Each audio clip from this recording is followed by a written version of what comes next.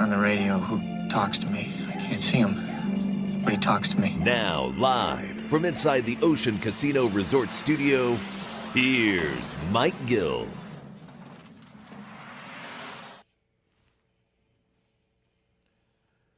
Happy Wednesday, all. This is the Sports Bash Live, 97.3 ESPN, the 97.3 ESPN free mobile app, live video streaming on the X platform and on YouTube at Mike Gill Show. What's up, everybody? Hope you're having a good Wednesday afternoon. I'm Mike Gill, and this is the Sports Bash. Josh Henning producing today's show. You out there, we've got a whole bunch of stuff to get into today, including Stay or Go, Day 3. JT Realmuto is today's candidate. Should he stay or should he go? JT's a free agent. Let us know. Vote at Mike Gill Show whether or not you think JT Realmuto should stay with the Phillies. Text in 609-403-0973. Q Myers at 3. We'll get his thoughts on the Eagles and what's going on with them, plus on cue, we'll go around the league and see what we're all thinking about. Division winners through 6 weeks. Biggest moments of the week so far. That's coming up at 3 o'clock with Q Myers from Game Night on 97.3 ESPN. One NFL national reporter doesn't understand why the Eagles are struggling. We'll break it down. You'll hear from Nick Sirianni. We've got football at 4 Moshers here today. Fine 5, ugly 5. But I don't know how many people watched the baseball last night. I'm watching the baseball last night with this thought. As Max Muncy hit a home run late in the game to kind of seal the deal, I mean, the game was kind of over. The Brewers just don't have enough. I know they won 97 games. This is like a dangerous precedent that we're setting in sports. I will say that. But late in the game, Muncy hits the home run to make it 5-1. He hits that home run in the 8th inning. And at that point, as Muncy's rounding the bases, and you see the dugout of the Dodgers, actually, I think the Muncy home run was in the 6th. And that made it, what was the Muncy home run? That Muncy home run made it 3-1. And when Muncy hit the home run, and then Ohtani singled in the 7th, and then in the 8th they singled with Edman and scored again. But the Muncy home run that made it 3-1. And as Muncy's rounding the bases, my thought process is, do you really feel a sense of accomplishment if you're the Dodgers? Like, really? Does this feel good to you? The $370 million payroll against the $190 million. Like, do you feel a sense of accomplishment when you know going in that you have stacked the deck? Like, in sports, the competitive nature of sports is that we're all on an even playing field somewhat, and we are setting out for a common goal. Not, I heard something today. The Dodgers spent $35 million on bullpen pitchers who haven't even thrown in the series yet. Scott, Kirby Yates, and I guess Blake Trinan did pitch in this series. But they spent $35 million on those 3 guys. And it's like, what sense of accomplishment is that? Like, beating the Phillies, I get. The Phillies are another team that spends a lot of money. So the Phillies and Dodgers playing, it's like somewhat on an even playing field. They're both spending boatloads of money. But once the Dodgers get by the Phillies and now you're playing the minor leaguers of the Milwaukee Brewers here, it's almost like, really? Do you feel any sense of accomplishment? You've got an 8-man, they've got 9 guys in the lineup, all essentially all-stars. You walk this guy to face another all-star. You've got all-time greats, Freddie Freeman, sitting in the middle of the lineup. Every pitcher you bring in is better than the next guy. It's sad. You've got Yamamoto, who you spent millions and millions and millions of dollars to get to come over here. Milwaukee can't get Yamamoto. You think Yoshi Yamamoto is coming from Japan to go hang out in Milwaukee? Very Art Deco Milwaukee, by the way. I've been there before. So it's just like a ridiculous thought in like, this is just not a fair fight. Yamamoto's never going to Milwaukee. Sasaki is never going to Milwaukee. Freddie Freeman, he's not leaving the Braves to go play in Milwaukee, right? The Braves pitching staff, the Dodger pitching staff, one guy is better than the next. Last night, the Brewers are throwing a bullpen game. What are we doing? And how do we have a team with 97 wins? And they are so thin on pitching by the second game of the series, right? By this time in the series, they're out of pitching. Think about that. Can you imagine a team? Now, last night they threw Peralta, who's a real guy, but still, like, he came out in the sixth last night. After that, they threw 5 pitchers to get to the end of the game last night. They are just out of gas, the Brewers. Pitching, no depth right now. Yamamoto, 9. And like what I love about the Dodgers finally is the Dodgers have figured out something. Can you believe it? Maybe we should throw pitch count and analytics out the window a little bit. Hey, maybe we should let Blake Snell pitch to the 8th inning. What a concept. Maybe we should let Yamamoto throw a complete game. What a concept. The Brewers, by the way, threw a bullpen game on game 1. Is what I was referring to. You have to start the series. You don't even have a starting pitcher. Your 4th and 5th guy are so lousy that you rather just say, screw it. Let's go with Ashby and throw him 1 inning and start the game. That's how you start at the National League Championship Series. This is where baseball has a problem. You're in the National League Championship Series. The team that won 97 games, and you're throwing a bullpen game to start the series. That's not good. 609-403-0973. Mike, there needs to be an international draft. That's from Joe in Williamstown. Yeah, that's something. It's hard because especially the Japanese pitchers and players, you're posting for these guys, and you're posting the amount of money you post just to negotiate with a lot of those guys is outrageous. So you have to post like $20 million just to say hello to the man. So that's really tough. Cole from LBI says the Dodgers would legit win 140 games if they stayed healthy and cared about the regular season. Yeah, and you know what? Cole, that was part of my thought process here is we're setting a dangerous precedent in sports where these regular seasons just don't matter at all. The Brewers and the Dodgers played 6 times during the regular season. 6. It's a small sample size, but it's not ridiculous. You know how many times the Dodgers beat the Brewers during the regular season? Do you have a guess? I believe the Brewers were 6-0 against them. I gave this answer on Monday's quiz. Yeah.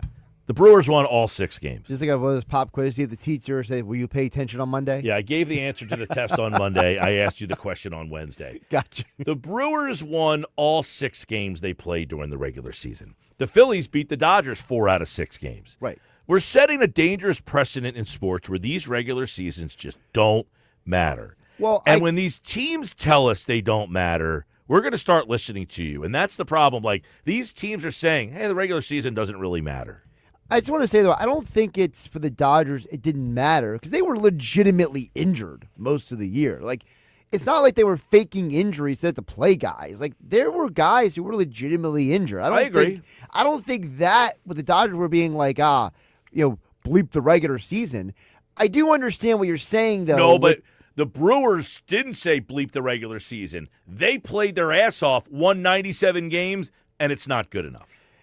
But that goes back to the conversation that we had about the Phillies in the regular season, which is, winning games in a regular season is a bit hollow at times because if you're playing the other team's 4th and 5th starters and you're blasting them 8-4, it's not indicative of what you'll face in the postseason. And I don't have the Brewers' schedule in front of me, but I'm sure that there's some of those games and series they won were against not good teams. Yeah, listen, I mean, but the Brewers, you win 97 games, you feel like, hey, we might not be the best team, but 97 games, we're pretty darn good, and they can't compete. They just don't have, the money or the talent to be able to do it. And the Dodgers basically say, how do we fix all our problems? Let's just go get somebody else. Last year they won the World Series. What did they do? They went out and bought Sasaki, and he's now turned into their closer. But it shouldn't be the Dodgers' fault that nobody else is willing to, step up and do the same thing. I mean, teams like the Rangers in the past, they have spent big money. It didn't work out. I get it. Just because you spend money, it doesn't always mean it works out. But when you're watching this series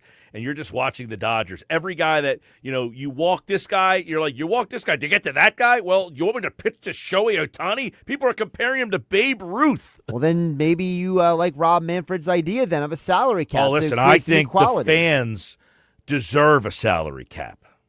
Deserve.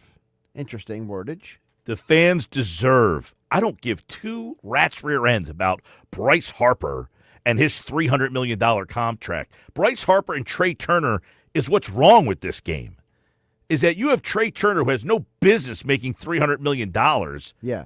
And he's making $300 million just because there's no cap. You would never get that contract if there was a cap, and I get why they don't want a cap, but that's why I said the fans deserve a cap.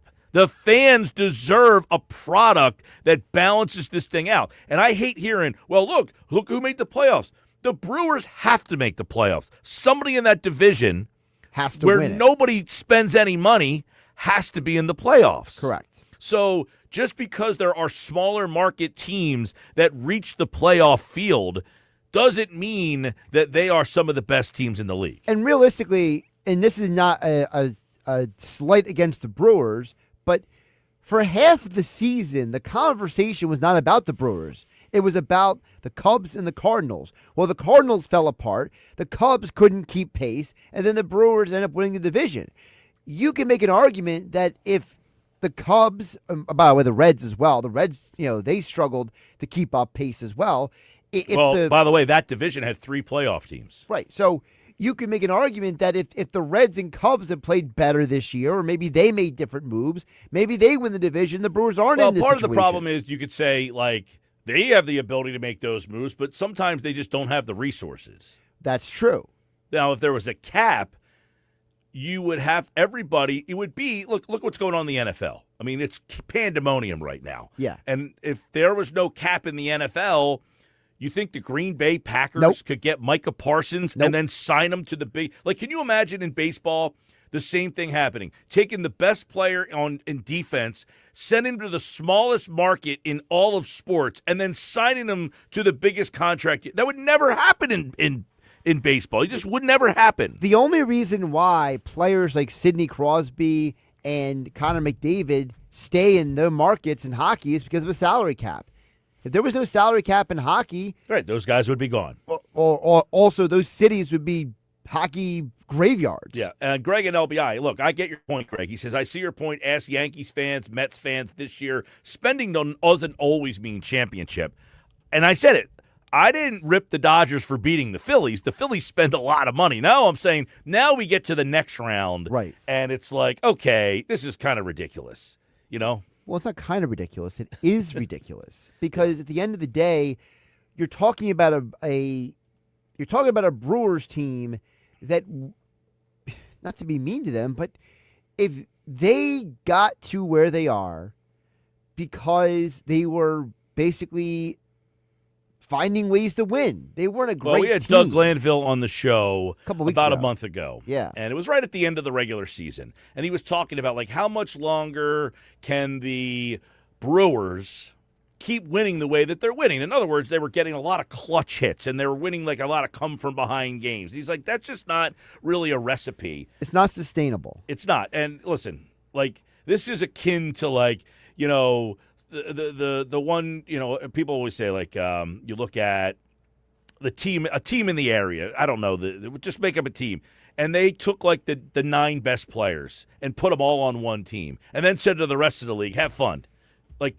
we took these 9 players. Go out and figure out what you want to do with the rest of the talent in the area. Right. And then they just kicked everybody's butt. It's like, do you get real gratification when you know you took the 9 best players and stuck them all on one team and then the 3 best pitchers and said, hey, and then at the end of the year, you're like, hey, we're the best team in the league. Well, no crap. You took 9 players that were the best 9 and then said, hey, whatever's left over, you guys have fun with this. That's what the Dodgers did. They said, look, we're going to take these 9 players and these 12 pitchers, and then you guys can all go and figure out what you want to do. But it's not the Dodgers' fault that nobody else built their rosters well enough. It's not the Dodgers' fault that the Phillies were a high-risk, high-reward lineup that didn't have anybody else aside from bangers in the lineup. It is it's not the Dodgers' fault, but just because in baseball, it just comes down to sheer geographics. Because they are in L.A. and they're located there, and now there's no salary cap, it attracts people to play there as opposed to, I don't know, Cleveland. Listen, I understand that, but I'm not blaming the Dodgers. I'm just saying, if you are on the Dodgers, does it? I'm sure it doesn't. These guys are professional athletes. I'm like rhetorically asking the question, but as I'm watching it, I'm looking at these guys and thinking, where's the challenge in this? You know you took the best players, and you're playing against a completely inferior product. Well, the challenge is the fact that you look at a team that should have made a deep postseason run that didn't, like the Phillies. And but my point was, I didn't question the Dodgers for beating the Phillies. Because the Phillies have the same geographical situation that they can spend the money based on where they are geographically. So the Dodgers do feel a sense of accomplishment by beating the Phillies. Right. They are on equal playing fields. These two teams are not. They're not, but you're also at the same time you're saying we're supposed to win and we better win. Let's do it in convincing fashion. Yeah, I mean there is that, but that's my point. They're not doing it in convincing. They are, but they're not. These games are close, and it's like you're grinding these games out, and you're barely skating by a team that's paying their roster half of what you are. Right. You know, it's like, I don't know. I'm watching this game, and Muncy hits that home run, and these guys are going nuts. I'm like, all right, dude, you just hit a home run against like the 9th pitcher that the Brewers could bring in the game last night. Yeah, but see, I don't look at it that way at all. They are out of guys. They are out of guys. They don't have the ability to spend. The Dodgers spent $35 million on pitchers who haven't pitched. Yeah. I mean, it's preposterous. So it's just like, hey, we made a mistake. Who cares? We'll go pay this guy and fix that mistake. These other teams have to be so pinpoint. Now, again, like that guy said, the Mets didn't make the playoffs with their roster. The Yankees got knocked out in the first round. The Phillies got knocked out. The Dodgers would be an epic fail. I guess it's on the flip side. If you lose like that, it is ultimately embarrassing. Exactly. If you win like that, though, and you're supposed to, damned if you do, damned if you don't. You get the joy of the competition. Yeah, and also, listen, you know why Max Muncy was excited to hit that home run? Because he's in a rough postseason. Yeah, this guy brought up an interesting point, too. The biggest problem with the Dodgers is the deferred contracts. You know, they're paying Ohtani $1 million a year. And then they're giving him Bobby Bonilla deal when he's retired. Exactly. So they have the ability to do that. Good for them. That's what I say. Good for the Dodgers to figure out a way to work the system. Well, I'm saying a lot of owners can't do that because of geographically of where they're located. Well, it's just like the Eagles, for example, to use a football analogy. You know how many people live in Pittsburgh? I don't know, a few million? A few million is your guess. I mean, it's a big city. You know how many people live in Pittsburgh? 350,000. Really? 350,000. Would have never guessed that. No, you wouldn't. You know how many people live in Atlantic and Cape May County combined? I don't know. 100,000? 350,000. Okay. The same amount that live in Pittsburgh. Okay? That's the money that Pittsburgh has to generate to try to pay their players. So everybody rips on Pittsburgh. Oh, you can spend more money if you won't. You have 350,000 people that live in your city. There's not as much revenue coming through that town to the businesses to get sponsors for that team that can generate the money enough to pay the players that the Dodgers have. Now, the Dodgers have, as you said, a few million people, maybe closer to 20 million. I would assume the Dodgers are probably like the 15, 20 million range, yeah. Pittsburgh has 350,000 people. I'm going to look it up how many people live in Los Angeles. Yeah. Well, if you want to fact check me on Pittsburgh, do so. Because I'm almost positive it's 350. By the way, Los Angeles has about 4 million. I said 20. I was kidding, but it's about 4 million. Is my guess anyway. I don't know. Yeah, it's 4 million. Is it 4? Okay. I said 20 just to, Well, I'm rounding my up. my It's 20 was 3.9. Okay, my 20 was hyperbole. Pittsburgh, I believe I'm in the ballpark at 350,000. It might be slightly more, maybe 390. No more than 400,000 people live in Pittsburgh. Now, that said, you're right. It's a big city. It's got businesses. 308,000. 380,000. Okay, so I was close. That's not a lot of people. No. And that's why people look at Pittsburgh and say, well, why? What? That's why. Pittsburgh is the size of Atlantic and Cape May County, population-wise. If you put Atlantic and Cape May County, year-round population, it's about 350. I think it's a little less than that, maybe 325. Okay? And that's about the size of Pittsburgh. So when people ask, well, how come the Atlantic City Surf can't make it? Well, nobody lives here. That's why. And the Pittsburgh Pirates have the Pittsburgh market has 3 professional sports teams. Now, they have the Penguins, the Pirates, and the Steelers. There's actually more people who live in Atlantic and Cape May County than live in Pittsburgh. There you It's go. actually 372,000. Okay. Atlantic Cape May County combined. It's 308,000 in Pittsburgh. So there's literally more people who live in the area listening to Mike Gill and the Sports Bash right now. So from Cape May to Brigantine, more people live here than live in Pittsburgh. Yes. Think about that. Now, Milwaukee's even smaller, I believe, anyway.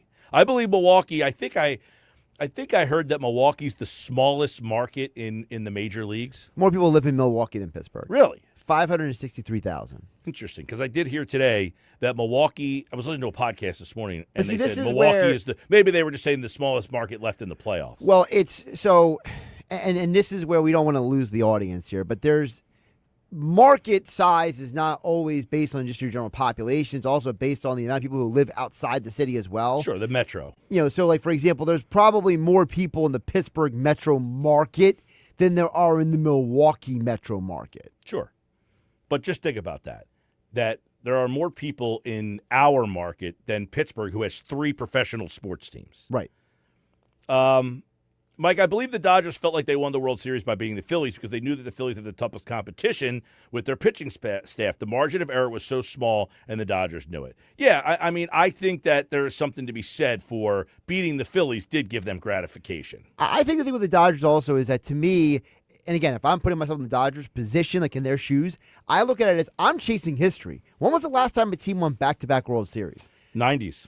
Right. So Was it, well, those, the Yankees. the Yankee team, was it like the late 90s or early 2000s? Late like 90s. 98, 99, that Correct. time frame, yeah. So I'm chasing history. Yeah, This is- I get that point of This it. is not about who the Brewers are. Like, when we look at the Yankees won in 96, 98, 99. No one's telling the Yankees, yeah, but you beat the Padres. They weren't as good as you in 98. No, you're saying the Yankees won 3 World Series in 4 years. So to me, I think that's what the Dodgers are doing. The Dodgers aren't saying, oh, man, we beat the Brewers. No, they're saying we are chasing history. Yeah, I mean, I guess that's the way you could look at it. But I did feel a sense of like, man, like this feels wrong. It just feels wrong. Like the Brewers who fought hard all year, you got like this great little fan base. They won 97 games, so they are the home team. They are the team. They got the first 2, and they lost their first 2 home games. And now they got to go to L.A., and it's just almost like meh. And all you're doing is giving Rob Manfred more ammunition for his salary cap. Although the Brewers, you see their famous fan behind home plate, Front Row Amy. Who? Front Row Amy is her name. Good for her. She's sitting behind home plate. I think you can make out who she is. Yeah, I'm sure I could. She's the girl behind home plate. She keeps the score. But apparently she's famous out there. She has a Twitter handle. Her name's Front Row Amy. Good for her. So I'm sure that she's been somewhat distracting watching some of these games. Sure. But, hey, that's their cute little fan base that shows up for these games for their 97-win team. Yeah. And then can't stick with the Dodgers. Exactly. Seattle and Toronto tonight on 97.3 ESPN. Does Front Row Amy have more social media following than people who live in Milwaukee? That should be the question. Look it up. That's her Twitter. Her Twitter handle is Front Row Amy, at Front Row Amy. Somebody tweeted out like, "Hey, Front Row Amy's the most famous is getting like a new audience with this series here. That they made a bobblehead of her and everything. How many followers does she have? She has way less than I thought, actually. Well, Milwaukee's a small market. She has 28,000 on X, and she only has 3,000 on IG. Milwaukee's a small market. Maybe she needs the Dodgers series to increase her following. I'm surprised it's not more after this series. Sports Bash Live, 97.3 ESPN. All right, coming up, Mike McGarry for the Press of Atlantic City. We're doing stay or go all week. Today's Philly is JT Realmuto. Should he stay or should he go? Vote at Mike Gill Show. Plus, we'll get into something Brian Windhorst said yesterday that has people talking. That's coming up. Knicks Nuggets today. More Sports Bash for you. It is the Sports Bash on 97.3 ESPN.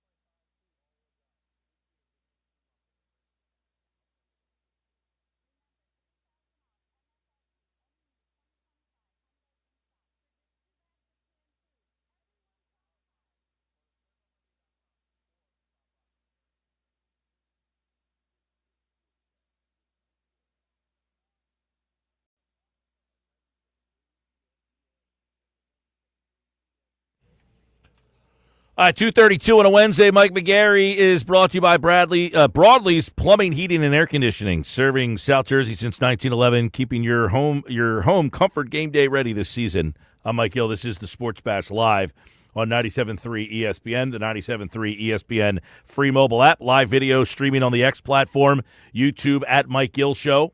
Subscribe, like button, repost, be a part of the show. Stay or go. Today is JT Realmuto. Mike McGarry from the Press of Atlantic City joins us now to play some stay or go with the Phillies. We'll do a lot of Phillies offseason noise that we're hearing. And Mike McGarry, that's the guy today. JT Realmuto. Stay or go for you? Stay if it's 3 years or under. I'd like to sign him for 2. But if I have to go to 3, I will go to 3 to keep him. Any more than that, hello, Rafael Marchand behind the plate. Right. I mean, that's the hard thing for JT is that you really don't have a great option. I mean, can Marchand be the everyday guy? Can it be a Marchand Stubbs split? I mean, it really comes down to how much of an offensive drop-off are you getting if you let JT go? Because I think defensively, Marchand can throw. I don't know how well he does in terms of handling the pitching staff, calling the game, but he certainly can throw runners out. Is it an offensive thing for you? Yeah, I mean, it's just an overall quality thing for me, Mike, right? I mean, JT Realmuto, the next catcher of the Philadelphia Phillies, no matter when that happens, is not going to be as good as JT Realmuto, probably either offensively, defensively, or calling a game. However, I am anxious, nervous, queasy about giving a catcher, a 34, 35-year-old catcher, who has been very durable, but with age comes injuries, a 3 to 4 year contract. So ideally, I'd love to bring him back for 2 years. If he asked for 3, and I gauge that I kind of will hold my nose and do that. But 4 or more, I think you've got to move on at that point. Realmuto, the age situation for him, too. I don't think the Phillies have done him any favors over the last couple of years, too. They played this guy as much as humanly possible. Like, they never gave him time off. You would almost look back and say, hey, if they played him less over his time here, I might be more inclined to think that he has more. But I'm wondering at 35 years old, with all the innings that he has on those legs, when is it, boom, he just falls off the cliff? Yeah, I mean, that's coming, and it happens that way for a lot of catchers. Now, in fairness to the Phillies, I think they have tried to cut JT back, but JT doesn't want to be cut back. The big talking point before this season started was JT's going to catch less games, he's going to get more rest, and they ended up catching 132 games this season. So, yeah, it takes 2 to tango there. Look, JT is a great catcher, just a tremendous athlete, great defensively. Offensively, for a catcher, he's not what he was 3, 4, 5 seasons ago, but he's still probably one of the best hitting catchers in all of baseball. Just that age thing scares me. So 2 years, come on back. 3 years, I'd think about it, but come on back. 4 years or more, Rafael Marchand is catching for me. All right, there's a bunch of decisions they have to make. You wrote about them over at pressofatlanticcity.com. 5 moves the Phillies should make this offseason. The first one was Rob Thompson. We talked about it Monday. You said that's the right decision. Now, they got to shake things up for Thompson a little bit here. So, what about Ranger Suarez?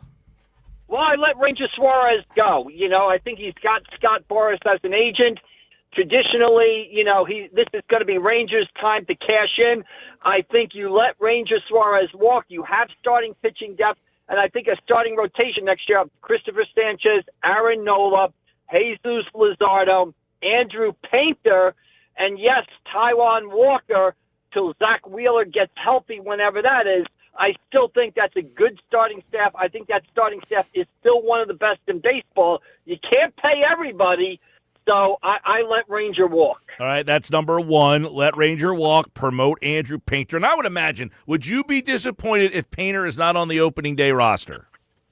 I would be very, very disappointed if Andrew Painter was not on the opening day roster. I have been told for 2-3 years that this guy is one of the best pitchers in all of baseball as far as being a prospect. He is supposed to be the Phillies' top prospect. He pitched all last year in the minor leagues. the second half of the year in AAA. He is another year out from Tommy John surgery. If he's not on the roster to start next season, I view that as a big problem. All right, number 2 on Mike McGarry's list. You say sign Kyle Schwarber at all costs. We're hearing 5 years. You say? I say yes. I said it yes all during the season. I understand it's going to be 5 years at $30 million a year, probably $150 million. I think Kyle Schwarber is one of those rare players, Mike. He's on this David Ortiz designated hitter sort of arc where he is actually getting better as he gets older. He is better today than he was 4 years ago when he first signed with the Phillies. And Mike, the analytics, the metrics bear this out. His bat speed was number 5 in all of baseball, faster than Aaron Judge, faster than Shohei Ohtani. The guy hit 56 home runs next year. If you let him walk, you are in big trouble. So Kyle Schwarber has the Phillies over a barrel at all costs. He must be back next year. Now, if they replace him with Pete Alonso, was that sufficient? That is not sufficient to me. I mean, look, all of a sudden, I love the Philadelphia fans. For years, I have heard nothing from Philadelphia fans. They're knocking Pete Alonso. They're knocking the Mets. Pete Alonso's no good. Pete Alonso this. Now, all of a sudden this week, Pete Alonso's like Lou Gehrig to these Phillies fans. I mean, it's unbelievable the way people around here sort of change their mind. Pete Alonso, look, I'm a Met guy. If you want to trade Kyle Schwarber for Pete Alonso, heads up, I do that every day of the week and twice on Sunday. So Pete Alonso, nice player, but he's not Kyle Schwarber. And I find it highly amusing that all of a sudden Phillies fans are in love with Pete Alonso. All right, well, Alonso does have some big hits in the playoffs, by the way, including against the Phillies and on that run last year. However, I do somewhat agree with you there. What if they just said, you know what, Kyle Tucker, we're going to get a lefty younger?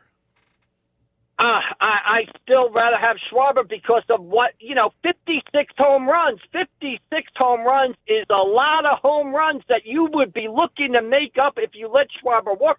Plus, Mike, what he means to the team, his leadership, his presence in that clubhouse.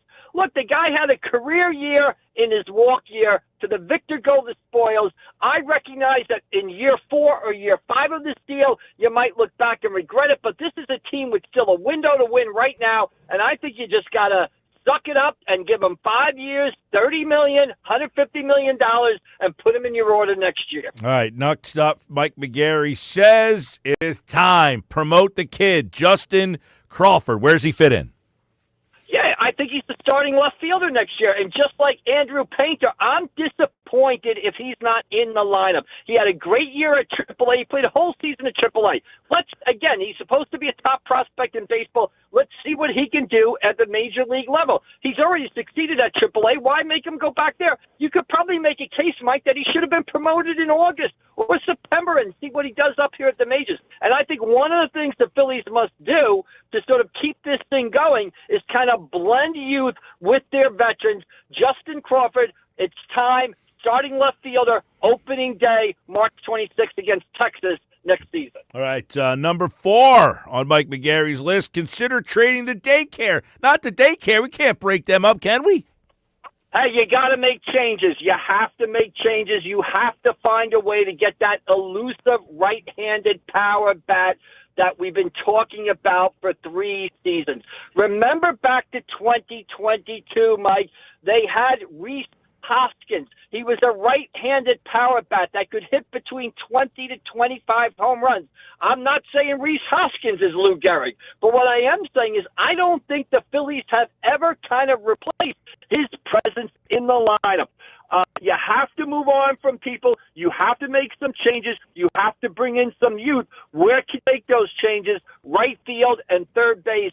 That's why I'm willing to listen or possibly trade Castellanos. I don't know what you're going to get for him. Maybe you throw him as the sweetener in the deal. But I'm listening to all offers for Bohm and Marsh. And I want that right-handed veteran bat that can hit 20 to 25 home runs.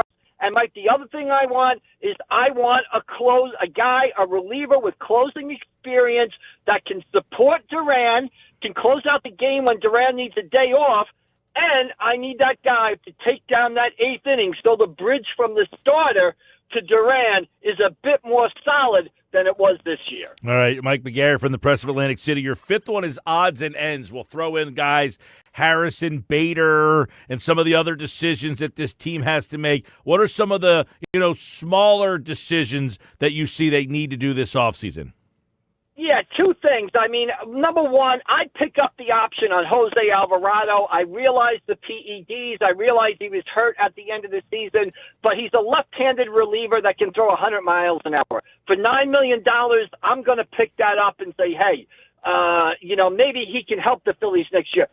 Imagine what it would have been like in the playoffs if you're going to Jose Alvarado, the Alvarado that pitched in April and May, the ability to throw 100 miles an hour. Imagine if you had that weapon in your bullpen. The series with the Dodgers or a game or two of that series might have worked out differently. The other guy I'm going to be careful about is Harrison Bader. I'd love to bring Harrison Bader back. I'd love to have him play center field.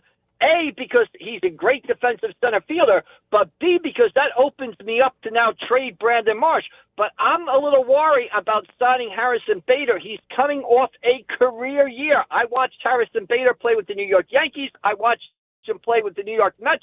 The Harrison Bader I saw from August to October was not the guy I saw with either the Yankees or the Mets. So he's had a career year this year. I'd love to have him back, but again, I got to think about signing a guy off a career year. By the way, the votes are coming in. JT Realmuto, Philly fans, 66% right now say stay, 33% say go. So they want JT back as well. Mike McGarry's got 5 things the Phillies should do this offseason. It's his must-win column. You can read that at pressofatlanticcity.com. And, of course, the Phillies offseason, as you write, it might actually be more interesting than the actual season this year because of all the decisions they have to make. One interesting thing is a week from today, we'll get into this more as it gets closer, but the Sixers open against the Celtics.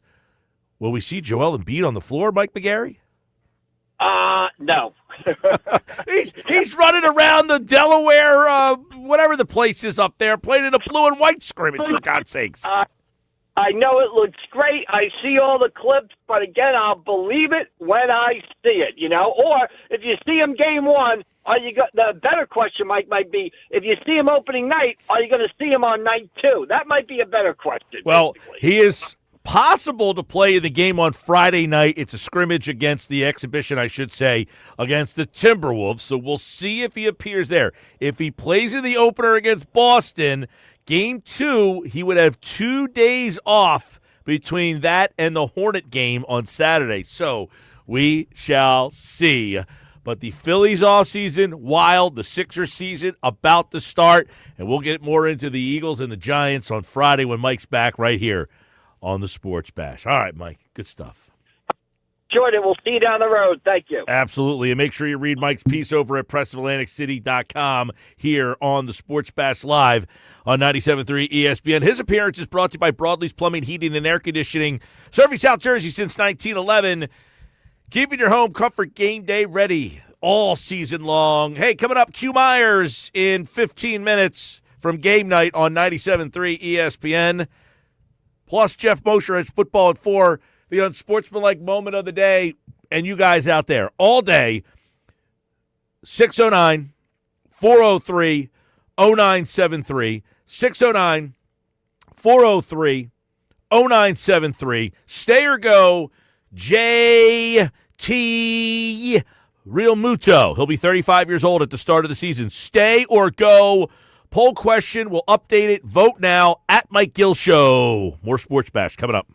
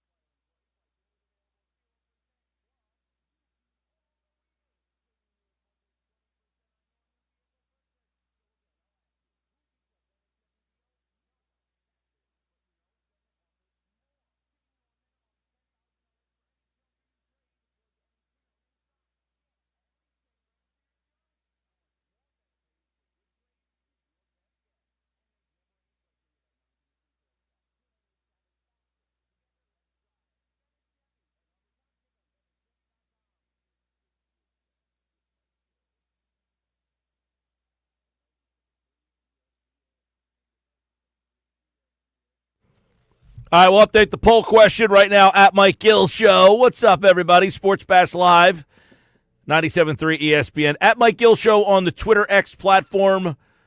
Stay or go, JT Realmuto. Now, Realmuto this year, give you his numbers, Josh, just so you get a little better sense.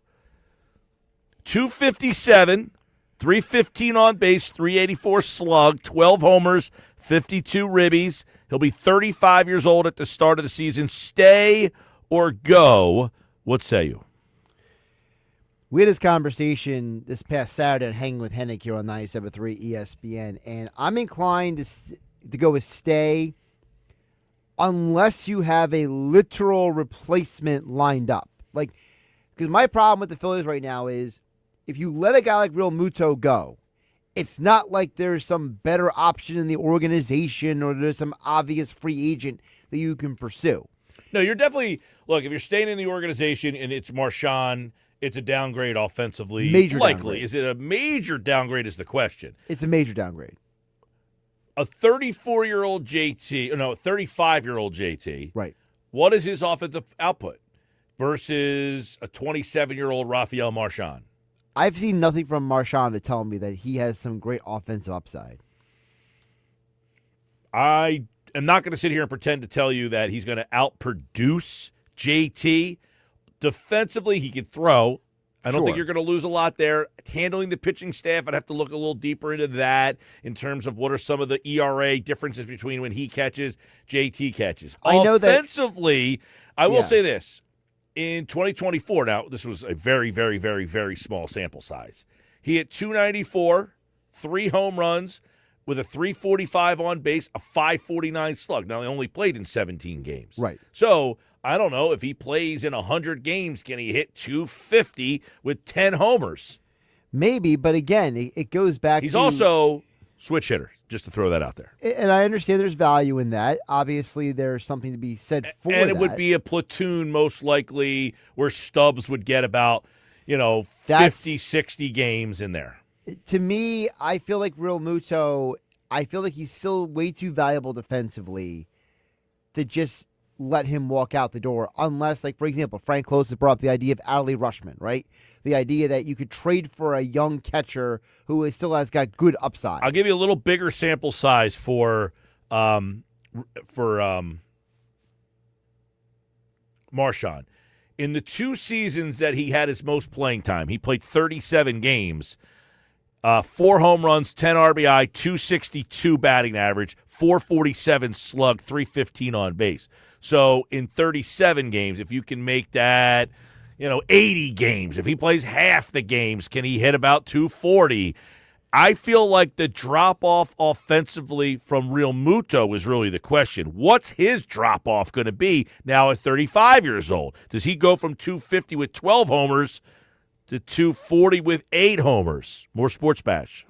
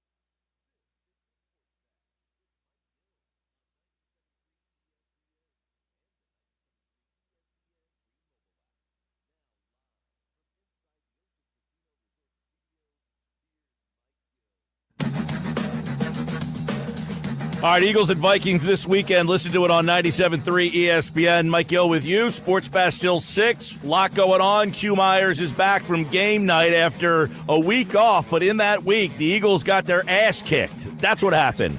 We all saw it. It was on Amazon Prime for everybody to see.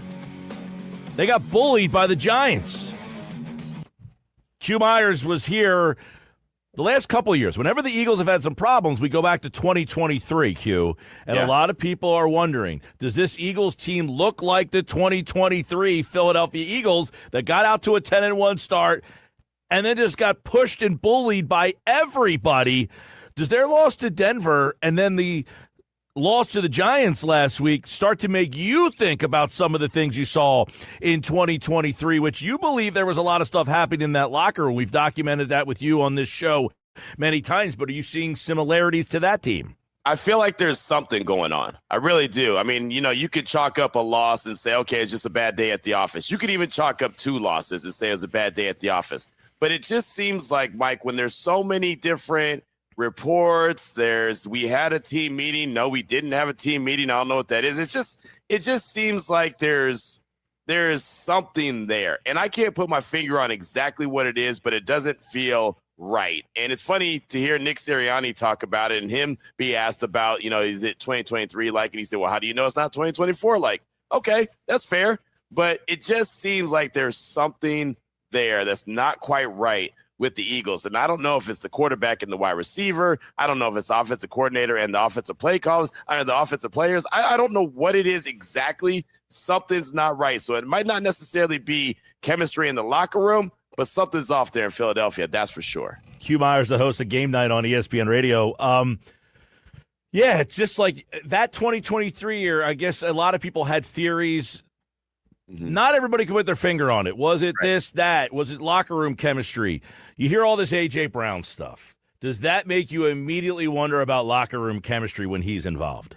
Absolutely. And you'd be foolish not to. It'd basically be like, hey, we're just going to ignore that, right? If we decided not to pay attention to that. There's something with A.J. Brown, for sure. And again, I don't know where the root of the problem is, if it's Jalen Hurts, if it's the OC. He's getting targets. Normally you would think that, okay, it's just because the wide receiver's not getting targets. But he's getting targets. They're just not playing the way that they expect to play. AJ's not looking like I expect him to look. Jalen Hurts hasn't looked very good. In that game against the Giants, I mean, he misses a wide-open Devontae Smith, like wide open. And you've got to hit that, right? That's a layup. That's something that you just can't miss. And he did. And just, again, it just seems like something's off. In 2023, I'm sure there was a locker room issue. Like, we've talked about it till I'm blue in the face. I feel like there's definitely something in 2023.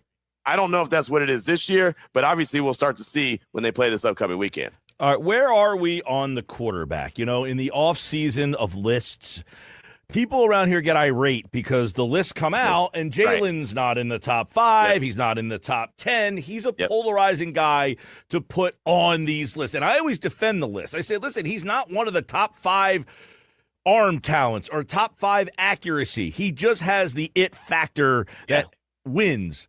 But where are we on his role in where this offense is, which is 30th in yards per game? Q, they are getting almost 100 yards less per game than they did last year. They were 10th in the league in yards per game last year. They are 30th right now, about a 100-yard gap. Where is the quarterback in the reason why this offense is struggling? I mean, he's definitely a part of it, right? Again, I go back to the pass that he had over Devontae Smith's head. That's an 85-yard touchdown pitch and catch.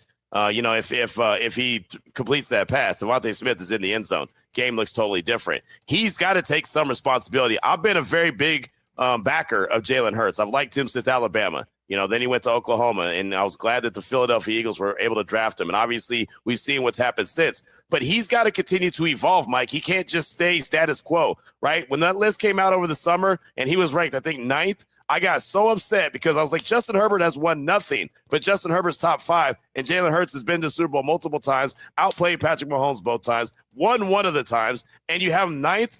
But he's got to back it up. He can't just let me and you and anyone else defend him. He's got to be better. So it starts with him, and it's the rest of the offense has to evolve as well. And the OC shares some blame too.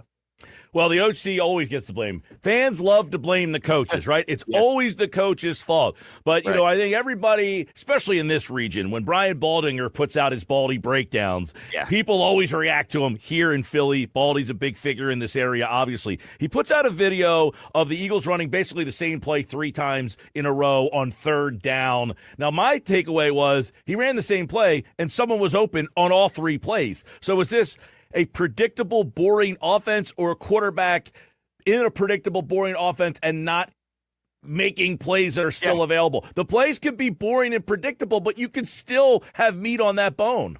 Oh, for sure. Coaches coach, players play.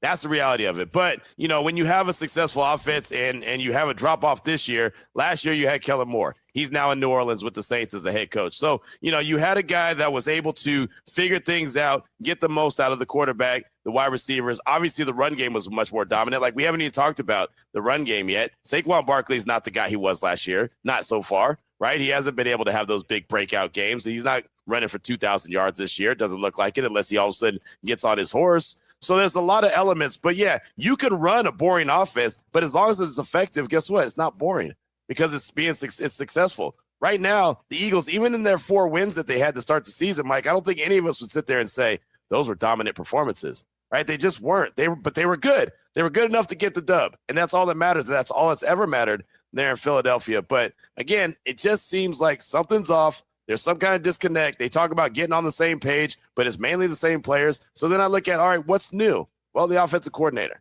right? So that's a rhythm position. Everyone, just because you're good and got a sharp offensive mind doesn't necessarily mean you're a good offensive play caller. That's a rhythm thing. So you've got to be able to get into that rhythm, be really good at it. Hell, I'm here locally in Las Vegas. I think Chip Kelly is one of the sharpest offensive minds out there. He hasn't gotten to a rhythm yet. 6 weeks into the season, I haven't seen a good rhythm from him. So it's not for everybody. Everybody doesn't do it at the high level, and you've got to find a rhythm and figure out what fits your players the best. You saying the Chip Kelly thing might have lost you credibility in our market. I mean, he's a sharp offensive mind, right? And I know what he did in Philadelphia. I know what he did in San Francisco. I also know he went and won a national championship at Ohio State. It's just there's a lot to him. So I totally understand why any Philadelphia fan would be like, boo, I get it. Totally get it. But I'm thinking of the time. Offensive mind. I'm laughing because I'm thinking of the time at the Super Bowl when I went up to the guy and told him that I thought he looked like Chip Kelly and he wanted to punch me in the face. He was not happy. Not happy. Billy, I apologize. Q Myers, Game Night, 97.3 ESPN. Q Myers, of course, ESPN Radio. We talk about the Eagles and their run game. I don't know if you saw the Saquon thing on Amazon Prime yet, but the thought of there's a scene when they win and Howie Roseman and Nick Sirianni both hug him and are like, you're the difference. You're the reason why. Meaning he was the difference from the 2023 team to then taking them there. So Saquon right now is struggling big time. Is this teams are queuing on him? The offensive line is a problem. They don't think that Jalen can beat them. Why do we think that Saquon hasn't been a part of this yet? Yeah, because everyone's going to focus in on him, just like Kansas City did in the Super Bowl. And to the Eagles' credit, they were able to overcome that.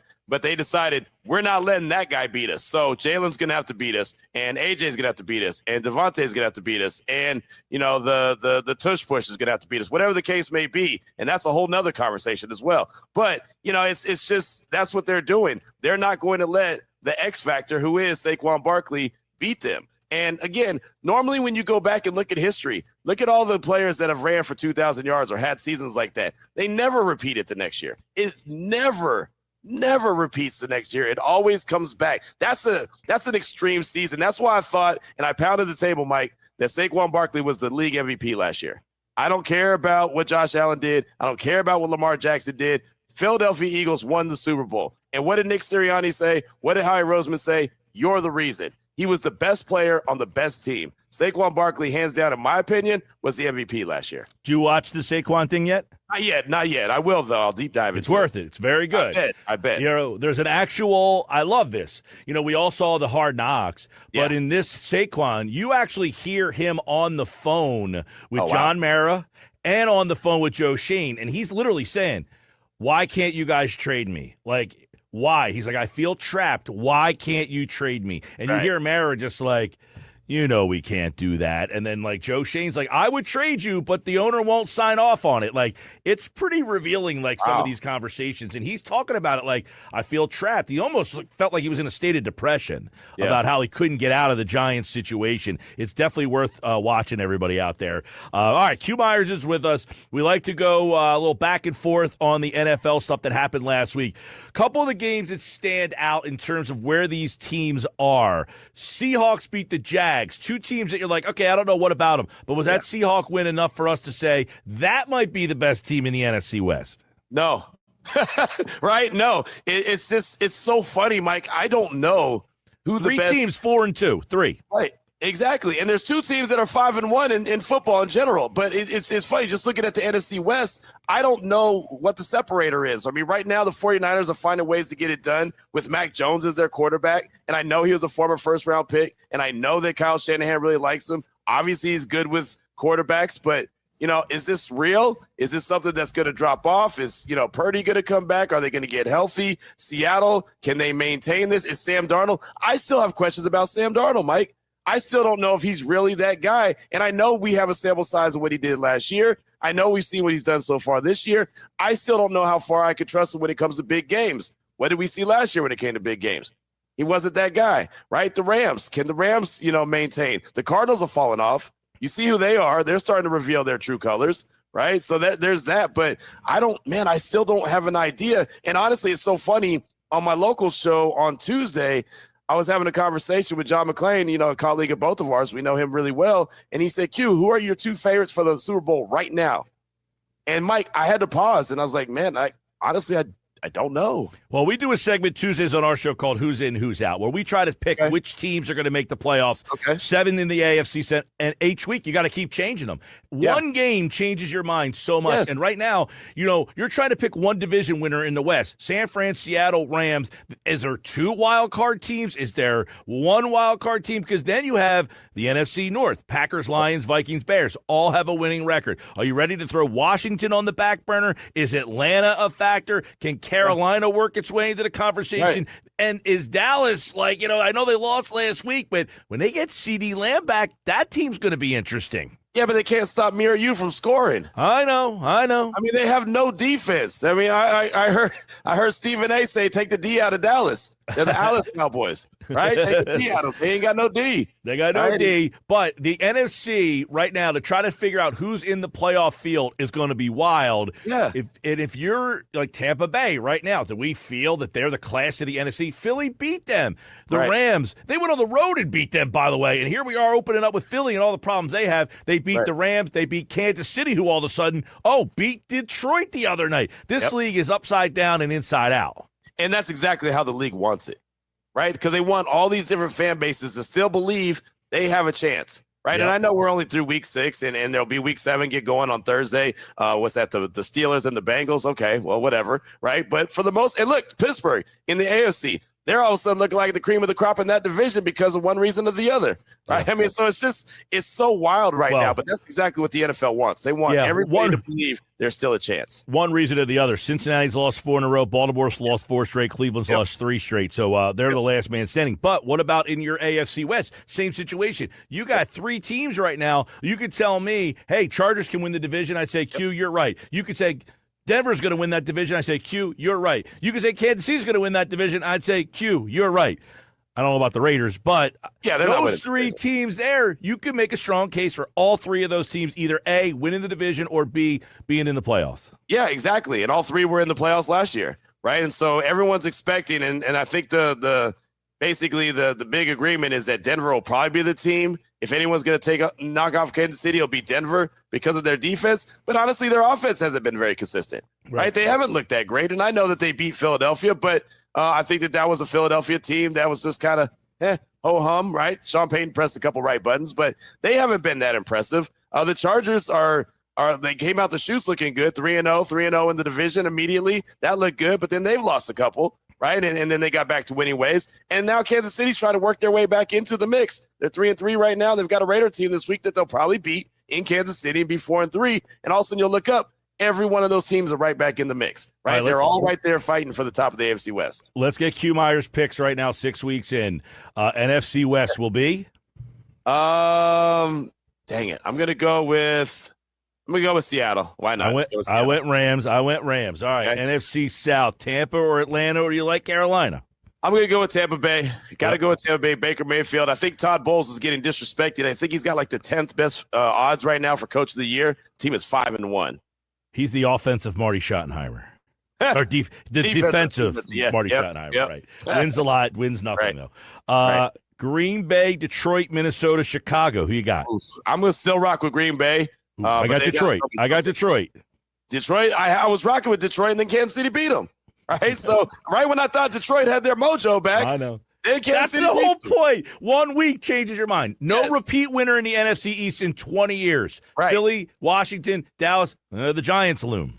Right, I got Washington. Because I subscribe. They lost this week to the Bears. I know. That's exactly right. But I subscribe to the you're not going to have a repeat winner of the division. Okay. I just that's my belief until proven wrong. AFC West, Chargers, Broncos, Chiefs. I'm gonna go with Chargers. I got Denver. Okay. Colts, And Jags, Houston. We can all be right. Right? Kansas City's going to win. You know that, right? Right. You got the Chargers. I got Denver. Kansas Right. City wins. Colts, Jags, Texans. Oof, man. Colts, Jags, Texans. I just Jeff don't. Saturday said this morning on Unsportsmanlike that the Colts are the best team in the NFL. Well, they got the best record, right? I mean, you are. If you believe you are what your record says you are, they're 5-1, just like Tampa Bay. I just don't trust Daniel Jones. I'm waiting for that shoe to drop. He's getting the Sam Darnold effect, right? Plus when we thought about 78 they Sam are. Darnold, They're plus 78, so they play good defense too. yeah, I'm gonna go with By the way, Jacksonville. I'm gonna go with Jacksonville. Houston plays really good defense. They've only given up 61 points all year, Houston. I know they've had a bye, but still, even if they gave up 40 in that game, they'd still have only 100 points given up. No, their defense is great. Their defense is great. So, yeah. You're going Jacksonville. Yeah, I like Jacksonville because their defense is turning the ball over. They're creating a bunch of turnovers. They have like 14 or 15 this year. Devin Lloyd, I know he's been banged up. He's not going to make the trip overseas, but he's got 4 interceptions as a linebacker. So, yeah, he's playing really well too. We're both on Pittsburgh? Yeah, by default. Has to be. I don't like them, but yeah, by default, yeah, I don't believe in Cleveland. Cincinnati's injured, and Baltimore can't stop me or you from scoring. New England or Buffalo? Who you got? I still got Buffalo. But they got to show me something. But they were scoring 30 points per game at least in the 4 that they won, and now they're not over 20 points in the 2 that they've dropped. So yeah, they've got to show me something. They've got to get back on the right side. But I think New England's doing really well. I still got Buffalo in that division. Okay, 3 games of consequence with Q this week. Philly, Minnesota. Obviously, big game for both. Minnesota wins that game. I think they shut a lot of people up. And I'll tell you what, the last defense you want to hand pick and say, you know who I'd like to get my offense right against? How about Minnesota? I feel like Wentz possibly gets the start. Philly on the road. This could be a big week for the Vikings, hey? It is, but I don't trust the Vikings offense. I don't trust Wentz. I'm sorry. I don't trust JJ McCarthy. You don't need to apologize for that around here. I didn't think so. I talked about Chip Kelly earlier. That got me on people's bad side. I'm back in now. I talked about Carson Wentz. But no, I got Philly in this game. I think that they need this game really badly. It's going to be hard against that Brian Flores-led defense, but I don't trust that Carson Wentz-led offense. I sure don't. Okay. Washington, Dallas. Washington wins, they stay on Philly's heel, and if Philly loses, possibly pass. If Dallas wins, now they're in the mix in the NFC East. Yeah, I got Washington in this one. Like I said, I got Washington winning the division, so they better start winning, right? I mean, they took that L to the Bears. Jaden Daniels made a bad mistake at the end. They could have salted the game away. They didn't. Those things happen. Again, Dallas can't stop us from scoring either. So I think Jaden Daniels gets back in the winning side of things, and Washington's able to get it. All right, last one, Monday night. Tampa, Detroit. Big one. This is huge. Huge By the game. way, it's right a doubleheader Monday nighter again. It's the other is. Monday nighter is pretty interesting too. You got Houston, Seattle. That one's a 10 o'clock start. Yeah. But Tampa, Detroit. Tampa wins. They say, and that's one of the teams that it's on the road at Detroit. Yeah. This is a spot where if you want to think about number 1 seed, you're going to need Tampa to lose that game. Yeah, you are. And I like what Tampa Bay is doing. I'm not going to count against Baker Mayfield. I think he's the MVP of the league right now. I really do. I know a lot of people are talking about that. And plus 350. Plus 350. There you go. I'm going to ride with Tampa Bay in this one. I just, again, and I was on Detroit last week, and like you said, one game changes your mind. The way that they played and stopped running the ball against Kansas City, who's not a very good run-stopping defense, I'm still seeing if they're trying to figure things out. So I think Tampa Bay, somehow, I don't know how they'll do it because they don't know how they'll do it, right? They have guys injured. They just find ways to win games. I think Tampa Bay is going to get it done. I'll tell you what, the money must have came in on Baker yesterday because he was plus 350 yesterday. He's plus 300 now. He's actually tied with Josh Allen. So the money, there must have been some money coming his way. A little long shot there. Drake May plus 1,600 for the people out there if you want to get involved with that. Patrick Mahomes, by the way, is still the favorite. Yeah, it's wild to me. That's wild to me. But okay. I mean, I guess to be the champ, you got to beat the champs. And I know that they're not the champs, but they are in AFC. And Patrick Mahomes is still that guy. But I don't think that they've had that kind of season where he should be favored to be the MVP. But it's still Patrick Mahomes. So. All right. He's Q Myers. Game night right here on 97.3 ESPN weeknights at 10. I'll leave you on this. Are you impressed by the Dodgers if they win the World Series back-to-back, being double the payroll of the Milwaukee Brewers right now? I mean, I'm impressed just the way that they're playing. The payroll, that's who the Dodgers are. But the way that these guys are playing, and I said it, early on in the postseason, like, man, the way the Dodgers are playing right now, I don't know if anyone's going to beat them. And, you see their pitcher go out there and throw a complete game, 111 pitches, like 82 strikes. There's just, come on, man, what are they doing? The 1 weak link that they have, now they can't even get there, can't even get to the bullpen. I know. So, I saw – the Dodgers look incredible, man. They do. When Muncy hit the home run last night and he's rounding the bases, I thought to myself, how do you have any joy in this when you know you're so much better than everybody else? This is like the men's league team that just hoards all the players on one team and the rest of the league just gets their ass kicked all the time by them. That's the Dodgers. They just took all the players and said, you're all here. The rest of you guys make whatever team you want. We took the best. Right, yeah, it's so funny. My partner last night on game night, Myron Metcalf, said, "Man, it's like having a football team that the school is in a really nice part of the neighborhood, and then they're going up against the hood school that don't have any real supplies, and their field is all jacked up, and it's like they're making that trip, and it's like you don't have a chance in this game, right? No, you feel bad for the Brewers, like the people are out there, they're spending their money, they got their, and it's like wah wah. Right, exactly.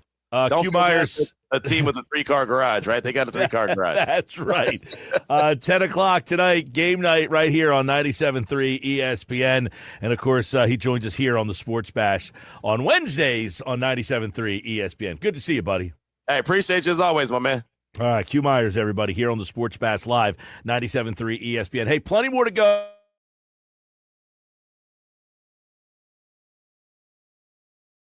He had to say about all the things going around the NovaCare complex this week, plus football at 4 with Jeff Mosher is on the way. Coming up right here on the Sports Bash, live on 97.3 ESPN.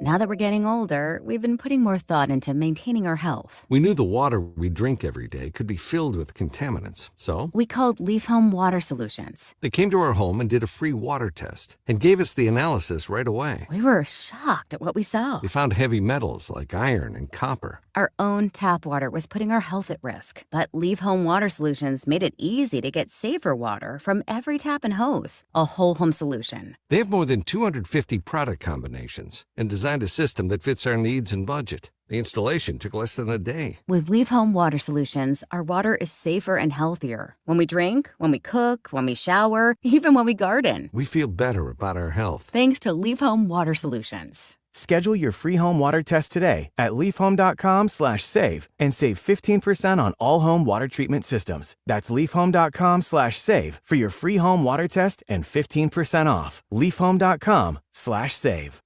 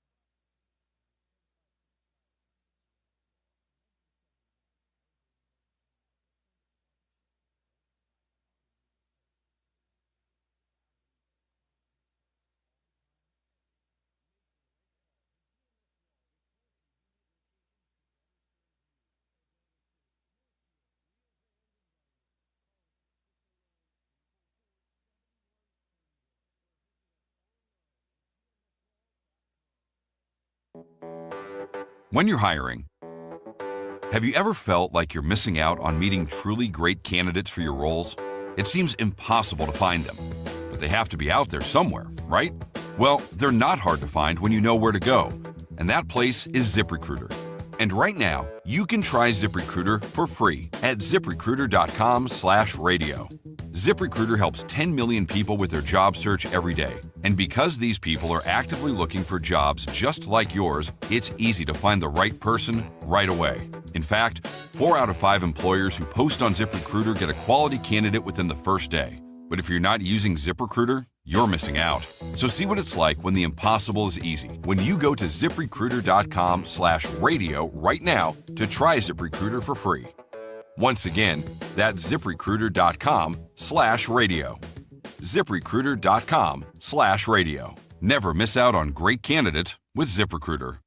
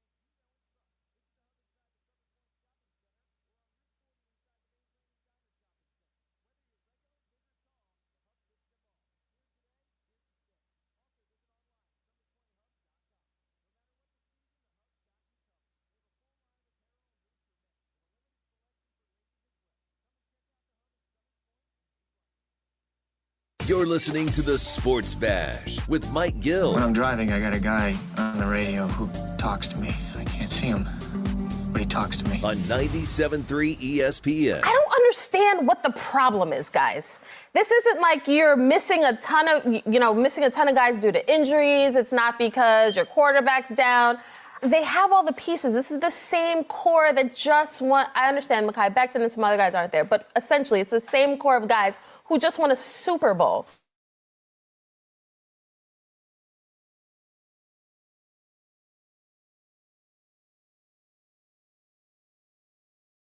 Every time I hear it, I'm like, you guys are making it tougher on yourselves. That was Kimberly Martin, NFL reporter, this morning on Get Up.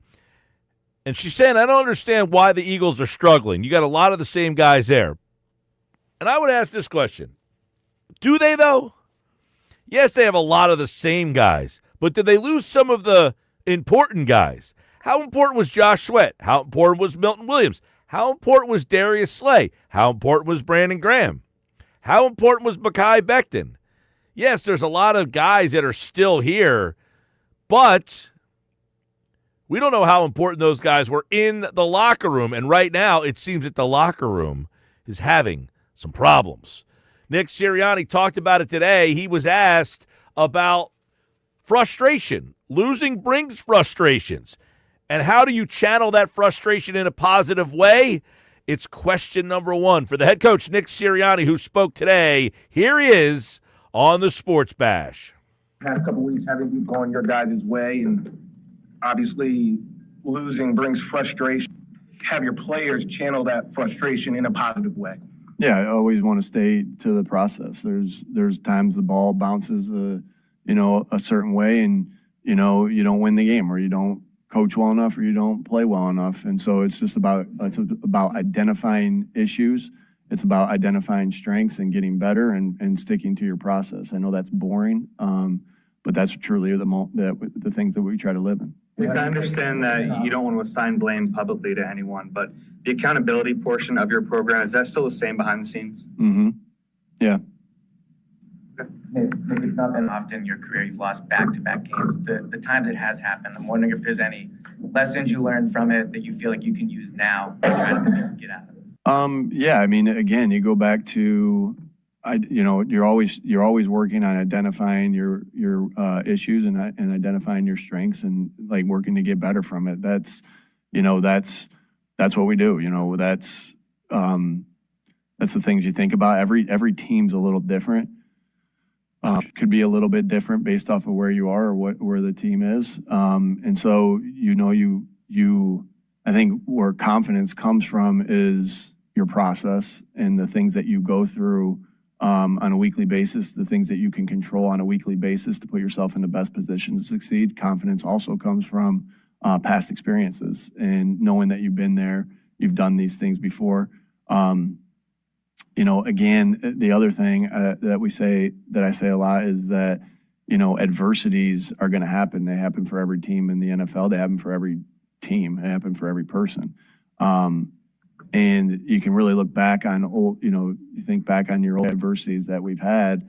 I'm thankful for those. Obviously this is a new year and new things, but I'm thankful for 23. I'm thankful for how 24 started off because it put us in a position to do what we ultimately wanted to accomplish our goal last year. So, that is a mindset that is really critical to have, that adversities that you go through make you stronger if you allow it to. And so, yeah. Challenge that he was going to take ownership after the game. How has he gone about doing that the past several days? I think all our guys have done a great job of taking ownership, our coaches, our players. Every one of our guys is in that boat because they all have a strong desire to win and get better, to identify issues, to identify strengths and get better. Like I keep saying, again, when you come in, it's about your process. I know I've said this 3 times now, but it's like you come in to work and you get back to work. It's so when the ownership happens on Mondays when you watch the tape together, that we get in here to answer further of your question, accountability, that's never changed of, coming in here and telling the truth off the tape. And then going and fixing those issues as the week goes on. So I felt that not only from Jam, but from all of our guys, and that's a mindset that's huge. That it's going to be really important. It's so important to stay, when the noise or when the adversity hits, to stay true to your standard of tough detail together. When everything seems wavy around you, you got to focus on that and stay true to that and have something that grounds you, because if you don't, you're going to be reaching every which way for answers. And so that's really what I think our team's done. And Jalen, I know you asked in particular, him, all our guys. And talked about the level of autonomy that he has after the game. What ways have you seen that grown this year? What do you mean by that? Well, autonomy, I mean, that's the word that he used. It can go a couple different ways, but level of responsibility that he has on the field, way that he's controlling the offense, what ways have you seen that grow? Yeah, he's their quarterback, so he's got to build things that he needs to do, whether that's with the protection, whether that's with a run game check, whether that's with a pass game check or a route checked off to something he sees. I think he has a really good feel of seeing that in a game. Making plays off of that. And then I think he does a really good job of, letting the plays come to him and with what's in there and making those things work too. So, you always go through a season. I wouldn't say, hey, this one's 25%, this one's 15%. It changes game to game. But he sees something on the field. He has the ability to get to what he needs to get to. And you're good with that because, he's right a lot of the times of what he's seeing. He's the one out there playing. So, different game in, game out, different in season every once in a while too. So, but I think they naturally kind of, play out throughout a season that, there's 2, 3, 4, 5 plays a game that the quarterback has to get you into the right play, and that's playing quarterback. Hey, Nick, getting back to your answer to Elliot's question about dealing with adversity and growing from it and getting strength, is that something that you're talking about the players? Is that something you experienced too? Do you think it has that effect? It's all of us. Oh, heck yeah. It's all of us. Again, I think we've shared our stories together as, this is part of, connecting and togetherness. Like, I know a lot of the guys' stories of their adversities through their life, whether it's their football journey or whether it's their life journey, and they know a lot of mine. That's part of the togetherness. Like when you truly know somebody, and know what they've been through. But and that's all the coaches, it's everybody. And are you asking me that I have that? Is that what you're? Have that effect on you? Oh, heck yeah. Oh, heck yeah. I like I said, I can't tell you, like, I'm not looking at the 24 season and saying, I didn't, like, I'm in that too, but it's like every situation. And sometimes in life, you can't look back and be like, man, I went through a lot of times you can look back and say, I went through this for this. And it's clear. And sometimes it's not clear. But, adversity makes you dig down even deeper. Now this is a hungry football team and a hungry coaching staff, and I know I'm hungry. And we're looking for that even in wins as well. That's why I say the process has to remain the same. But there is sometimes the adversities make you reach down deeper, and to me it's like you can have two mindsets there. You can have a mindset of defeat, or you can have a mindset of get up and fix and identify issues and identify strengths and get better from it. I think that doesn't mean that you're perfect in that, and you don't have those moments of, man, what are we going to do here? But if you're always constantly getting up over and over again in your life, that's just your way, that's your mindset, and that's what we try to preach, and that's what we talk about, and that's what I see our team and our coaches and all of us doing. Nick, we haven't asked about Parks Frazier and Scott Leffler a lot lately. They were the two outside hires to add to the contribution on your side. I mean, how has that been working with them behind the scenes as you guys have worked through your offense? Yeah, good coaches, really good coaches. You knew that going in with all the work that you did with the interview process, and it's not the interview process, then it's the vetting, talking to everybody that's ever worked with them, players, coaches. Obviously, when you've worked with somebody before, like we have with Parks, the day in, day out flow of how that goes. Both been really valuable to our team and our process. Like I said, I think they're both fantastic coaches. That's why we hired them. And then I feel like every day I see them work, whether that's in the classroom with the players, whether that's in a staff meeting or a offensive meeting, or whether that's on the field. You get more and more confirmation each day, because I think those guys are doing a fantastic job. What makes Brian Flores so difficult to deal with? He's been a good coordinator in the NFL for a long time, and learned under a lot of really good coaches, and then has made it his system, and a lot of respect for him. He creates a lot of issues, creates a lot of chaos. I think he's got smart fight. I look around their team. I think he's got smart football players, and that's a credit to him as a coach of getting them ready within their scheme and the things that they do. I think they're fundamentally sound, which is always a sign of a good football coach. Got a lot of respect for Kevin O'Connell too, and the things that he's done, and the way I see their teams play. I'm going to look at the tape and say, I'll know that this team's well coached based off of their fundamentals and things like that, and I see that on this football team. But both have good schemes. Like I said, create a lot of issues, and got a lot of respect for Coach Flores. In the spring and summer, you downplayed some of the questions about the second cornerback spot. 6 games in, why do you think that hasn't stabilized yet?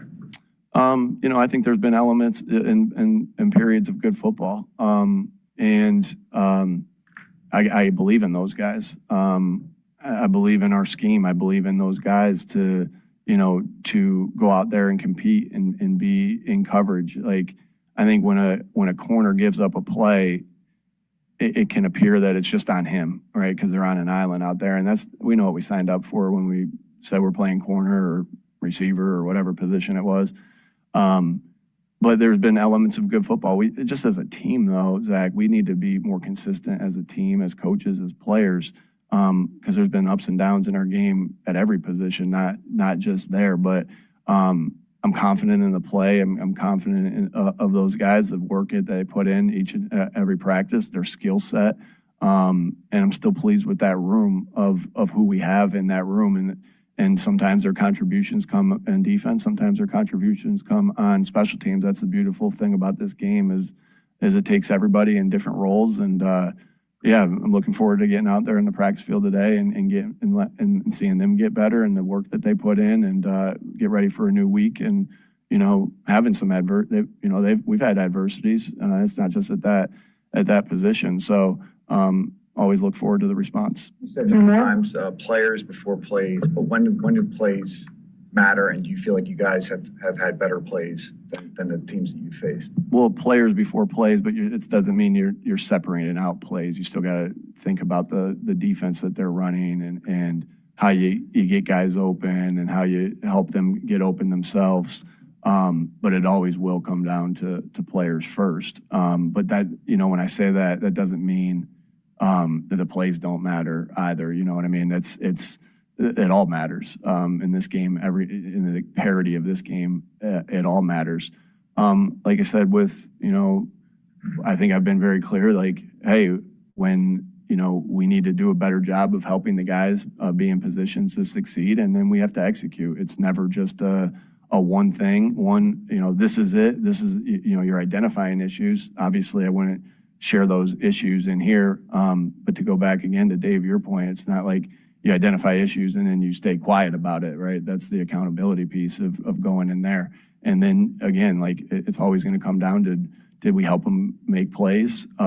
Did we get our percentage as coaches and did we execute? Kevin said that there was a good offensive meeting on Monday with communication between players and coaches.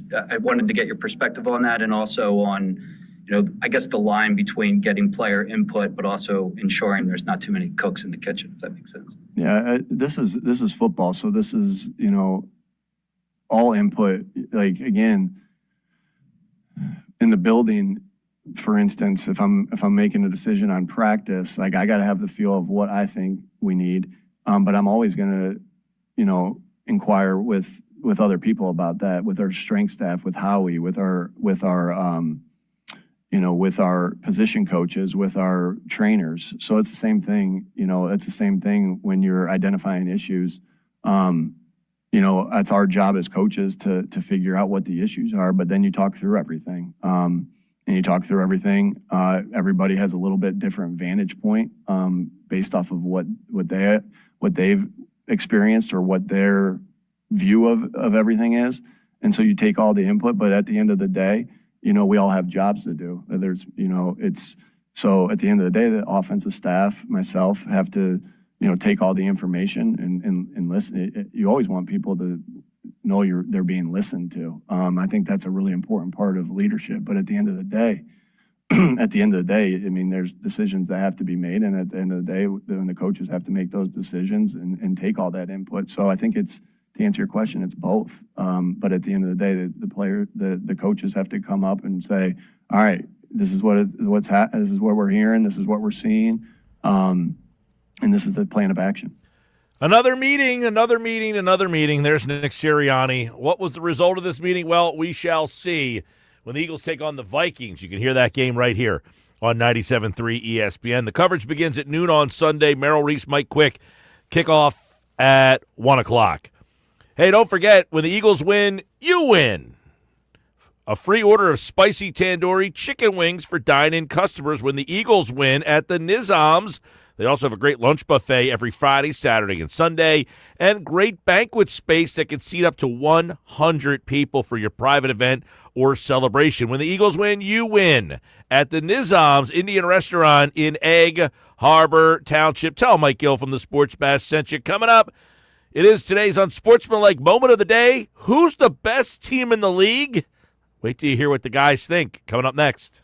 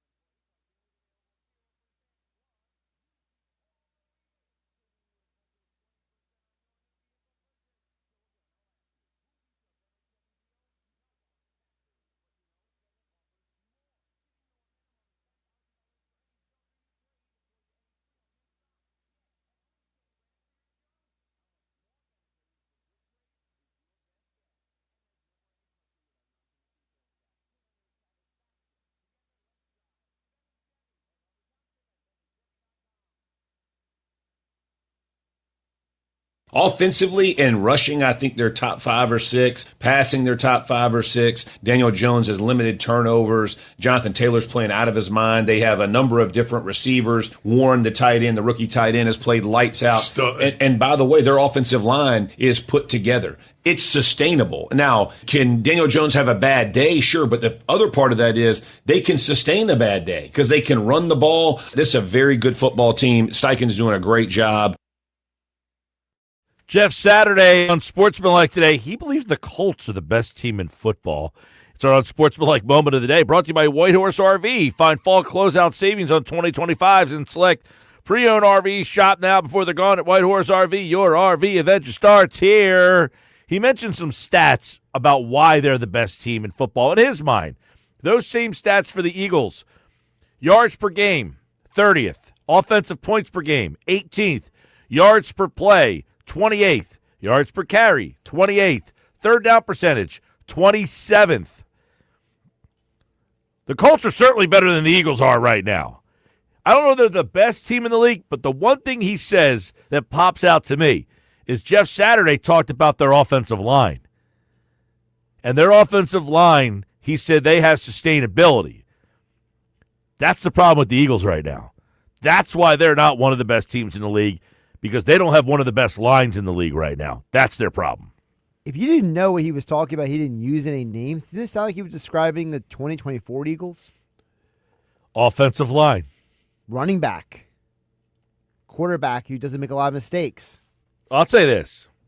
The Eagles got good and became the Eagles that we now know them as under the Sirianni regime here. When they made the decision that their offensive line was the star of this team, that was in 2021 at 2-5. They said, you know what? Our offensive line is the star of this team. It's not this guy. It's not that. It's the line. And they have bigger names and bigger salaries. But what won them the Super Bowl was the star of the team, the offensive line. What won them all those games in 2022 to get to the Super Bowl, it was the offensive line. What helped them get out to a 10-1 record, it was the offensive line. They have bigger names. They have bigger salaries. But the offensive line has been the star of the show, and right now, people are throwing rotten tomatoes at that star. They're booing him off the stage. They got to get that offensive line fixed and fast. Otherwise, this season is in peril. And it starts this Sunday with a really tough Vikings defense. Coming up next, is the offensive line fixable, or is this going to be a year-long problem? Football at 4. Jeff Mosher is here. We'll talk about that and more. Plus, Nick Sirianni had some interesting things to say. I'll get Mosher's thoughts on that coming up next here on the Sports Bash.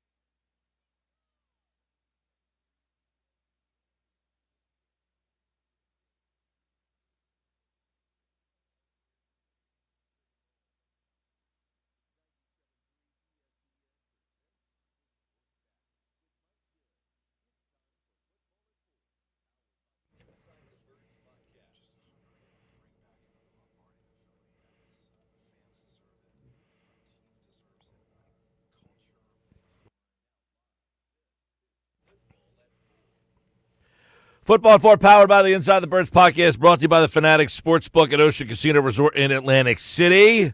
Every Monday, you can see the Sports Bash live from the Fanatics Sportsbook. Jeff Mosher will be here in just a minute or so. We'll dive into some Eagles stuff today. They got some guys back at practice today. Looks like Quinyon Mitchell back, Jalen Carter back, and maybe Landon Dickerson might have been back. Who was the third guy that was back on the practice field today? Was it Landon Dickerson that was listed on the group of guys who was on back in practice today? There was three guys that were pretty, important. Well, I saw that Mitchell and Carter were on the field.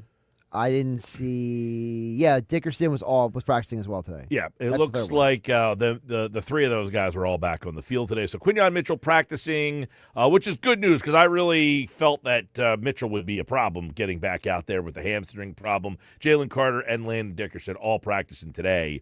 And, listen, they need to have those guys back out there. Obviously, this isn't new news, but the fact that you get Quinyon certainly helps because you heard what Vic Fangio said yesterday. Right now, it looks like they're going to go with Dory Jackson back as the starter because Kaylee Ringo has been so bad. And what I want to know, we talked to Mosher here in just a minute, is one of the questions you keep hearing about this team is, are they concerned about this offense?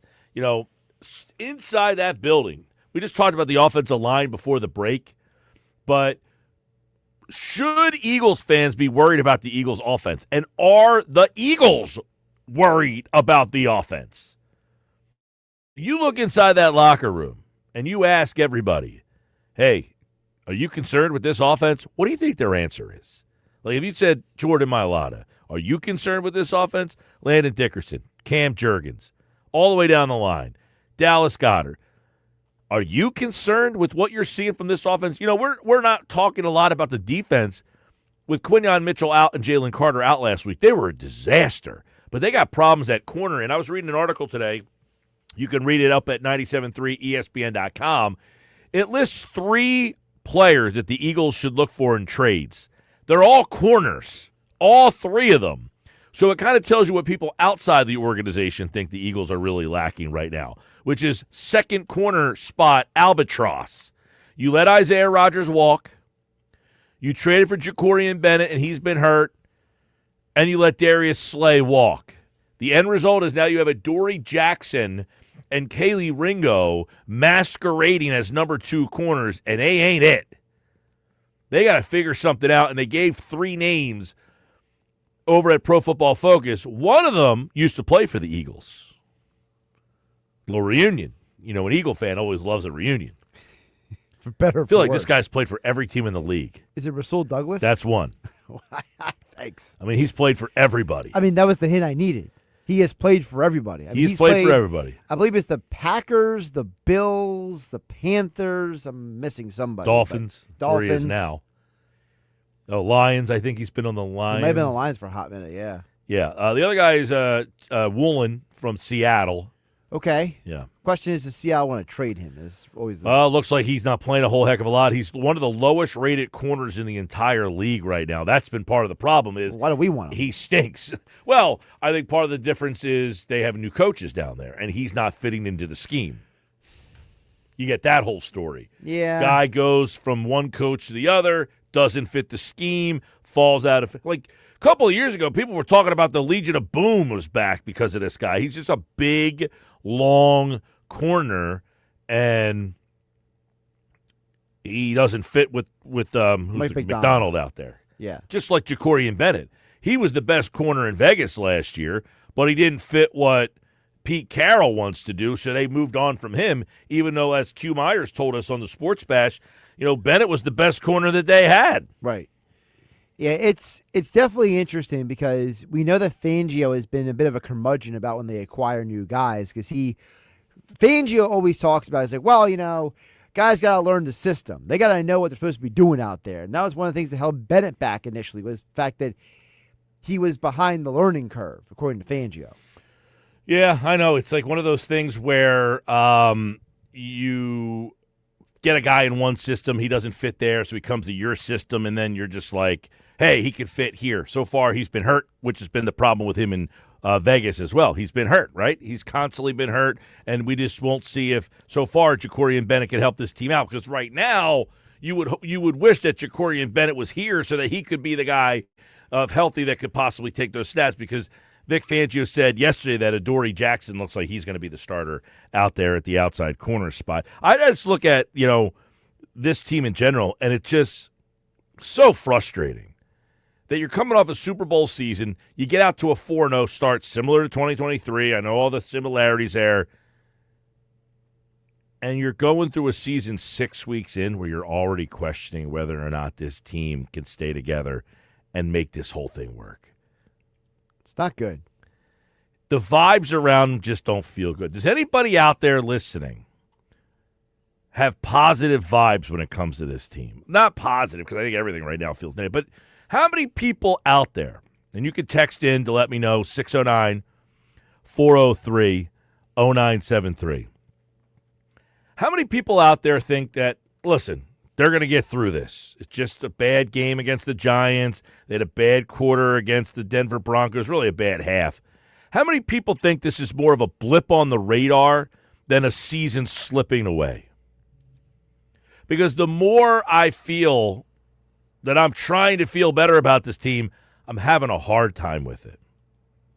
I'm having a hard time feeling the positive vibes when it comes to this team right now. Like, their offense will be fine. They're going to come around. I don't know that that's the case. I really don't. I just don't know that this offense, with this offensive line, I think the offensive line is a legit problem.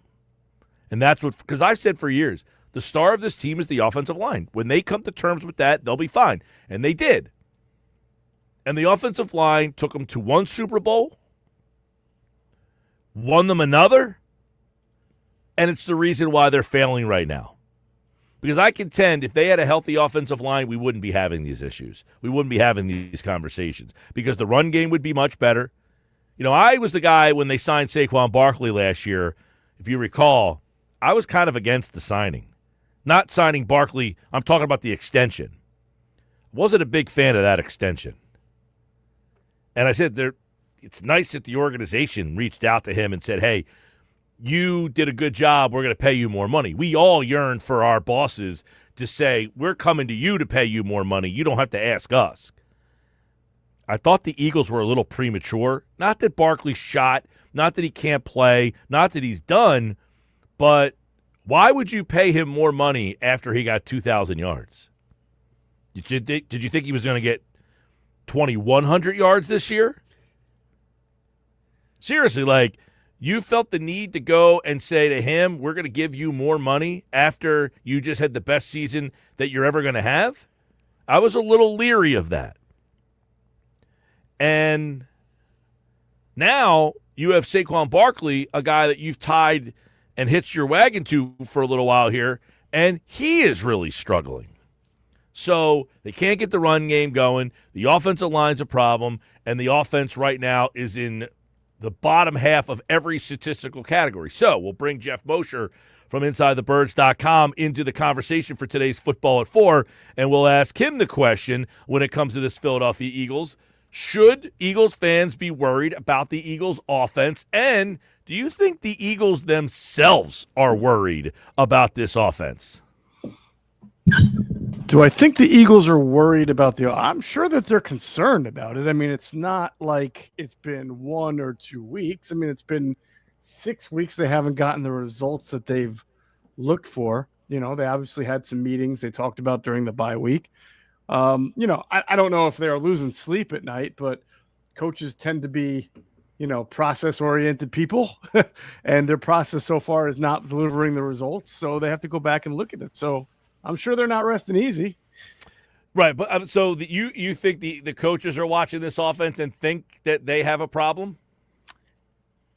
Well, that's tough. I think that they know that some of the things they've tried to do, they probably can't do because of some of the injuries they've had on the offensive line or the ineffective of the offensive line. Some of their pass game, for whatever reason, it's either not working or there's openings. I know they ran, I think I heard you say this on the radio today, where people are saying they're predictable. They run 3 straight of the same routes that Brian Baldinger points out, but there's people open. on those routes. Yeah. So is it well, so bad, and I right? compared it to, last year I went to the game when Tanner McKee played, right? And I know there's been some talk about playing Tanner McKee, which is, laughable at this point. Yeah. But I was at that game. Tanner McKee ran the same play for a whole half. He didn't just run it on third down. He ran it the whole half. And if you can't stop it, why should I stop running it? And I think the coaches are saying, I'm calling a play that's got guys open. Yeah, but you know what? The coaches have been doing that for 3 to 4 years now. We've seen that there are just certain throws Jalen Hurts isn't going to make at certain times, and then there's going to be a game or two where he just decides he's going to make that throw that day and whatever. So obviously I think if you're asking me what the coaches are probably thinking and not telling people is that they've got to fix the run game first, and they have to now work around some of the deficiencies they have on offense because of the offensive line's situation. Now, it's good that Landon Dickerson is back. We'll see if he can, make it through practice this week. I still don't expect him to be looking like the Landon Dickerson of last year, but that's certainly better than having Brett Toth at left guard. And we'll just see if they can maybe diversify the run game a little bit or do something different to it, maybe adding a blocking tight end or an extra offensive lineman, just something a little bit different to try to spring that run game. Yeah, I mean, it was about this time last year. They were 2-2 at the time when they went to the bye, and then everybody kind of said, hey, I think we need to focus on running the ball more. Is that a solution for this offense? I think the solution is running the ball better, which will lead to running the ball more. I think it's gotten away from them the last 2 games as they've been into either bad. So here's another thing. I'm not to interrupt myself, but their average starting field position sucks teeth. Let's be real. They suck in kickoff and punt return now. And I don't use language that strong unless the Eagles are really bad at something because I'm not trying to rip on players, but I don't have to rip on player because there's been like 5 different guys who just suck right now at getting the ball in kickoff return or punt return, and they know it, and the team knows it. So I believe that's had a bigger impact than we've discussed on the offense because if you're, the Eagles used to be like 3 plays away sometimes from just being in field goal territory, and one of those plays could be a Barkley 15-yard run, but they are so pinned deep in their own territory way too often that even if they have a bad run or just a 1 or a 2-yard play, that they're already what we call off schedule or behind the sticks. So if there's 2 areas that got to be fixed, it's got to be how they get better field position to start off with the ball and then what they do on first down. I wrote this yesterday on Philly Voice. I talked to you about it on Monday. First down has to be better, and that really does start with running the ball better.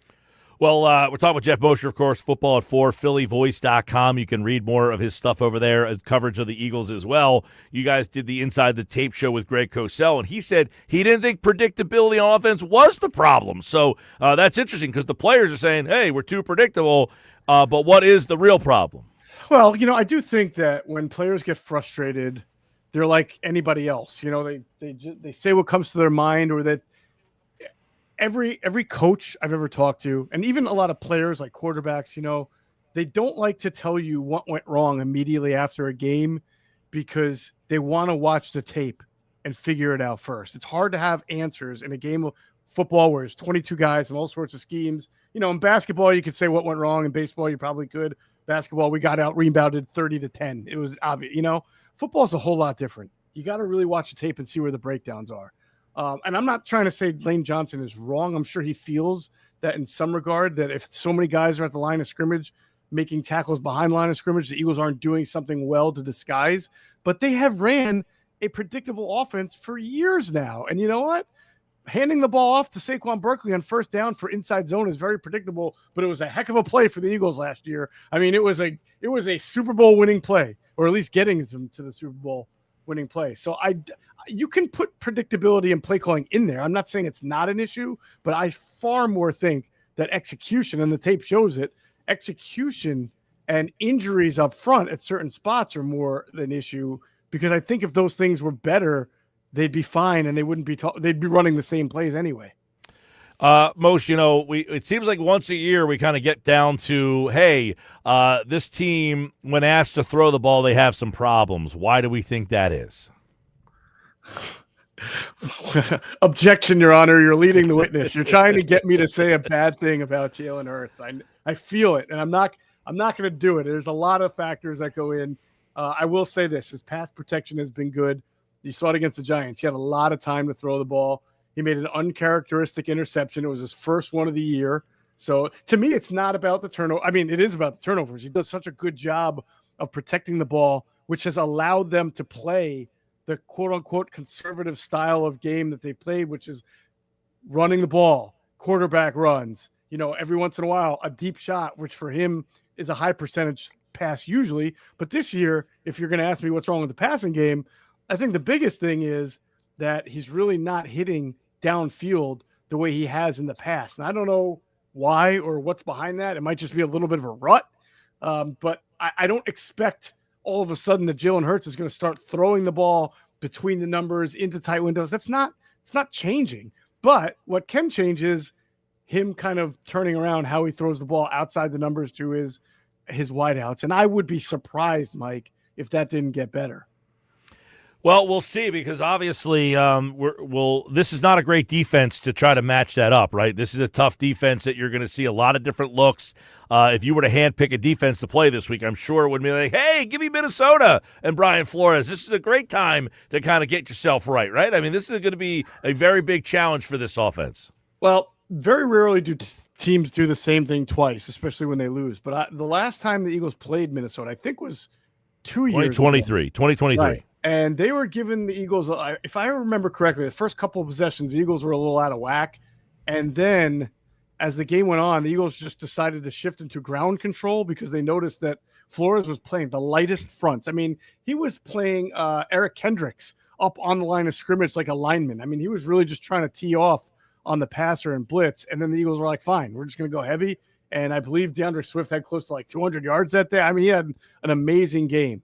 So it'll be very interesting to see this time around if Flores still comes after him because that's what he likes to do, or if he tries to be a little down the middle where you come after him, but you don't leave yourself so vulnerable and light up front. They obviously have different personnel now. They have really good they have better guys on the defensive front than they did 2 years ago. So it'll be a challenge. We see some teams. Buffalo's having problems. Baltimore's having major problems. Teams that were good last year. Teams that, many people thought would be good again this year. How perplexing are some of the problems that Philadelphia is having? Like some of these other teams where you're like, hey, I couldn't imagine this team that went to the Super Bowl, brought back many of those pieces, and yet they're struggling. So do we have the feeling that this is just, hey, they had a bad week, was a short week on the road, I know they lost to a bad team, or do you get the feel that the big picture, that there are some problems here? You know what?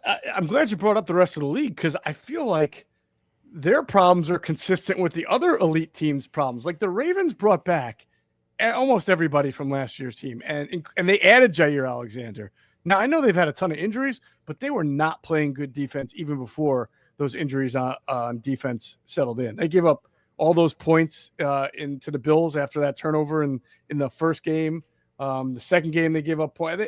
So it's surprising to me that a unit that British basically brought back and then added Jair Alexander was looking so bad. The Lions, when they play outdoors, they're a little bit different than when they're at home. And so I guess I'm not totally surprised that they lost to the Chiefs, but they've had more turnover. They're still on two different coordinators. The Bills are surprising me. I mean, that's a team that offensively scores a lot of points and brought back, same quarterback, basically the same O-line, same two running backs, same receivers, maybe minus one or two. So I'm not quite sure. It just does feel like the league is a little bit more balanced. I think if you stop playing today, it's a Colts-Bucks Super Bowl. Those are the two first teams, two best teams, right? Top seeds, right? So something tells well, I'll me tell you what, we're not going to see that in the Super Bowl. I will tell you this, though, in regards to Philadelphia, there's not a lot of margin of error here. You've got Green Bay, Detroit, Minnesota, Chicago. Every team in the North has a winning record. Atlanta's 3-2. They've got a winning record. Tampa's 5-1. Three teams in the West are 4-2, plus Washington and Dallas on your heels over there. There is not a chance for you to kind of have some bumps in the road. You've got to start winning some football games here. Yeah, I mean, in the NFC for sure. Now, in the division, the Commanders and the Cowboys were like, hold my beer. And they play this week. This week. Right. So one of those teams that's going to lose, I mean, is going to have failed to make up any ground on the fact that the Eagles lost 2 straight, and then we'll see what happens against Minnesota. But I mean, what a failure on the part of the Commanders, who had that game in the bag. Then they have the awful fumble and give it up. And then the same thing, what did the Cowboys do? They lost also, right? Yeah, they lost to Carolina. Right? They lose to their own running back that they had last year and let go. So yes, in the conference, it does look like the Bucks and the Lions. And the Bucks play the Lions this Monday night. That's a good point. So, but I mean, in the division, I think the Eagles got a gift. Well, listen, yeah, if you win your game and somebody loses there, you got some buffer there. But right now, the method to get there last year, they end up getting home games because Detroit lost. You do have the tiebreaker against Tampa, but they're 5-1. In other words, if you lose a game against like Minnesota this week on the road, which is plausible, you're starting to look at a situation where home games are not going to be in your January future. Yeah, a lot of football left to play. We'll see. I think people are. You're right about that. A lot of football left to play. But how much good football is this team showing us, or is there good football down the road still? Is that where we're going to see their good football? Well, I think Sunday is a really big crossroads kind of. I mean, even if no matter what happens, there's still going to be a lot of football left to play. But if they don't look right on Sunday, and that's 3 games in a row. Well, I mean, they've not looked right really, but I mean, if they don't win, if they lose, that's certainly going to be problematic, and it's not going to be a good thing around the city. All right, Jeff Mosher, football at 4, and of course, the Eagles take on the Vikings this weekend. It looks like Carson Wentz most likely will be the guy for Minnesota. He's been playing okay, not great. Yeah. They got some weapons. Their offensive line's a problem, as normal for the Vikings, but their defense is very good, and that could give the Eagles some problems. This could be an ugly game. We'll see how it all unfolds. That is this Sunday at 1 right here on 97.3 ESPN. Jeff Mosher from the Inside the Birds podcast, phillyvoice.com. Today's football at 4. Thanks, Moshe. You got it, Mike. Take care. All right, there's Jeff Mosher, everybody, from the Inside the Birds podcast. And, of course, every day at 4 o'clock, we bring you football at 4 here on the Sports Bash. I am Mike Gill. This is the Sports Bash. Stay or go, JT Realmuto. We'll update the poll question. Plus, coming up on the other side, it is today's Nuggets. Nick Earnshaw joins us for another edition of Nick's Nuggets Flyers Jets. That is tomorrow night on Rock 104.1 and the Rock 104.1 free mobile app. You can listen to Flyers hockey all season long through the mobile app on your phone. Download the 97.3 ESPN free mobile app, the Rock 104.1 free mobile app, and listen to Flyers Jets tomorrow night on Rock 104.1. Tomorrow night on 97.3 ESPN, we have Thursday Night Football, Bengals and the Steelers. Right now, the Steelers running away with the North over in the AFC. Can the Bengals climb their way back? The game tomorrow night, it's right here on 97.3 ESPN.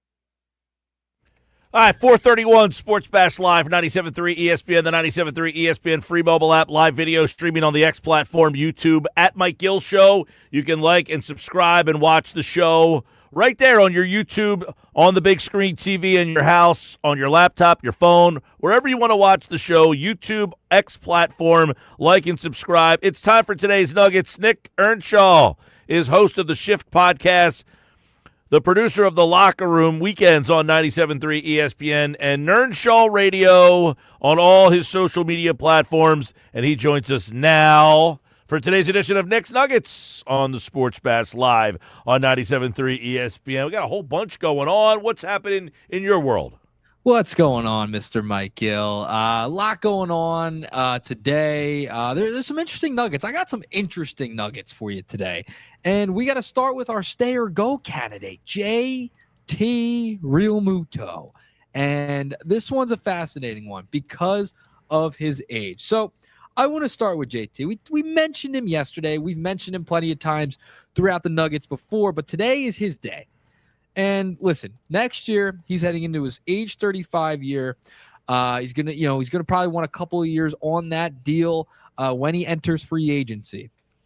I heard Mike McGarry earlier today. He wouldn't go past 3 years. Well, I'm going to take it one step further than Mike McGarry. I wouldn't go past 2 years with JT Realmuto. And listen, he had a fine season this past year, but he is not the same player, not the same guy behind the dish or at the plate. If you look at some of his numbers, he had a -2 defensive runs saved and a -7.0 framing grade in 2025. He's not framing the baseball as well. He still has the good, decent pop time and getting guys out at second. He's still throwing them out at a decent clip. But in 2022, he had a 1.1 framing rating.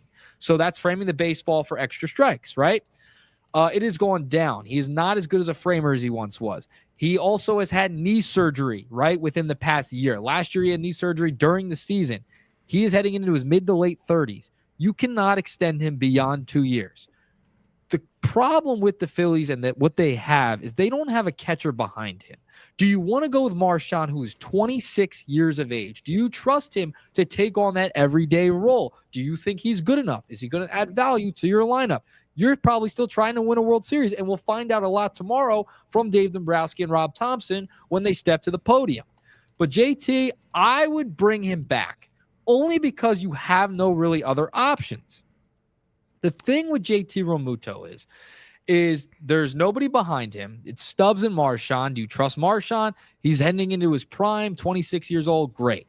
But the other free agents out there aren't great either. What, are you going to sign an old man Salvador Perez or something along those lines? No. So I think you bring him back, but it's max 2 years because I think, with a catcher, you got to be careful because they can fall off a cliff really fast. Kyle Schwarber, like we talked about yesterday, might take him a couple years to really fall off, especially since he's just DHing. But JT, I think you have to bring back because you have no other options. And Spot Track actually put out the estimated value for his contract, I should say. And it's around like $30 million for 2 years. That's where I would go. I think it was 2 years, 25. Was it 25? Yeah, I'm pulling it up right now. Yeah, our buddy over at Phil's Tailgate has all of the Spot Track values for Phillies free agents. 25.9. I just pulled it up on Spot Track just now. But yeah, he's right around $26 million. I think that's fair for 2 years for JT. I think it's fair. It's just whether or not I want to spend it. That's the big thing. And we were talking a little bit about this earlier, which is how much of a drop-off do you think that JT is going to have offensively? Because to me, defensively between Marchand and JT, I think throwing guys out, Marchand showed he was very capable of that. Now, I don't know the difference in the ERA between when Marchand catches and JT catches. So there could be a drop-off in handling the pitching staff, all that stuff. That's quite a big possibility. But how much of a drop-off are you getting from JT, the offensive player? Is he going to go from 252 with 12 homers to, say, 240-ish with 8 homers? And if that's the case, you can't really afford, the drop-off for what you're going to pay. Now, if you said, I'm going to get you for $8 million on something to that effect, and you're playing less games. We're going to start letting Marshawn catch a little bit more so that we can see if he can handle the everyday catching thing, and he plays about 80 games. Like maybe I say 80, that's about half. But way more than he played. I contend the Phillies have used Realmuto way too much in his tenure here. Yeah, I agree. I would have started playing him at first base years ago. Years ago, he should have been getting some run at first base before Harper so they could limit his innings and get more mileage out of him.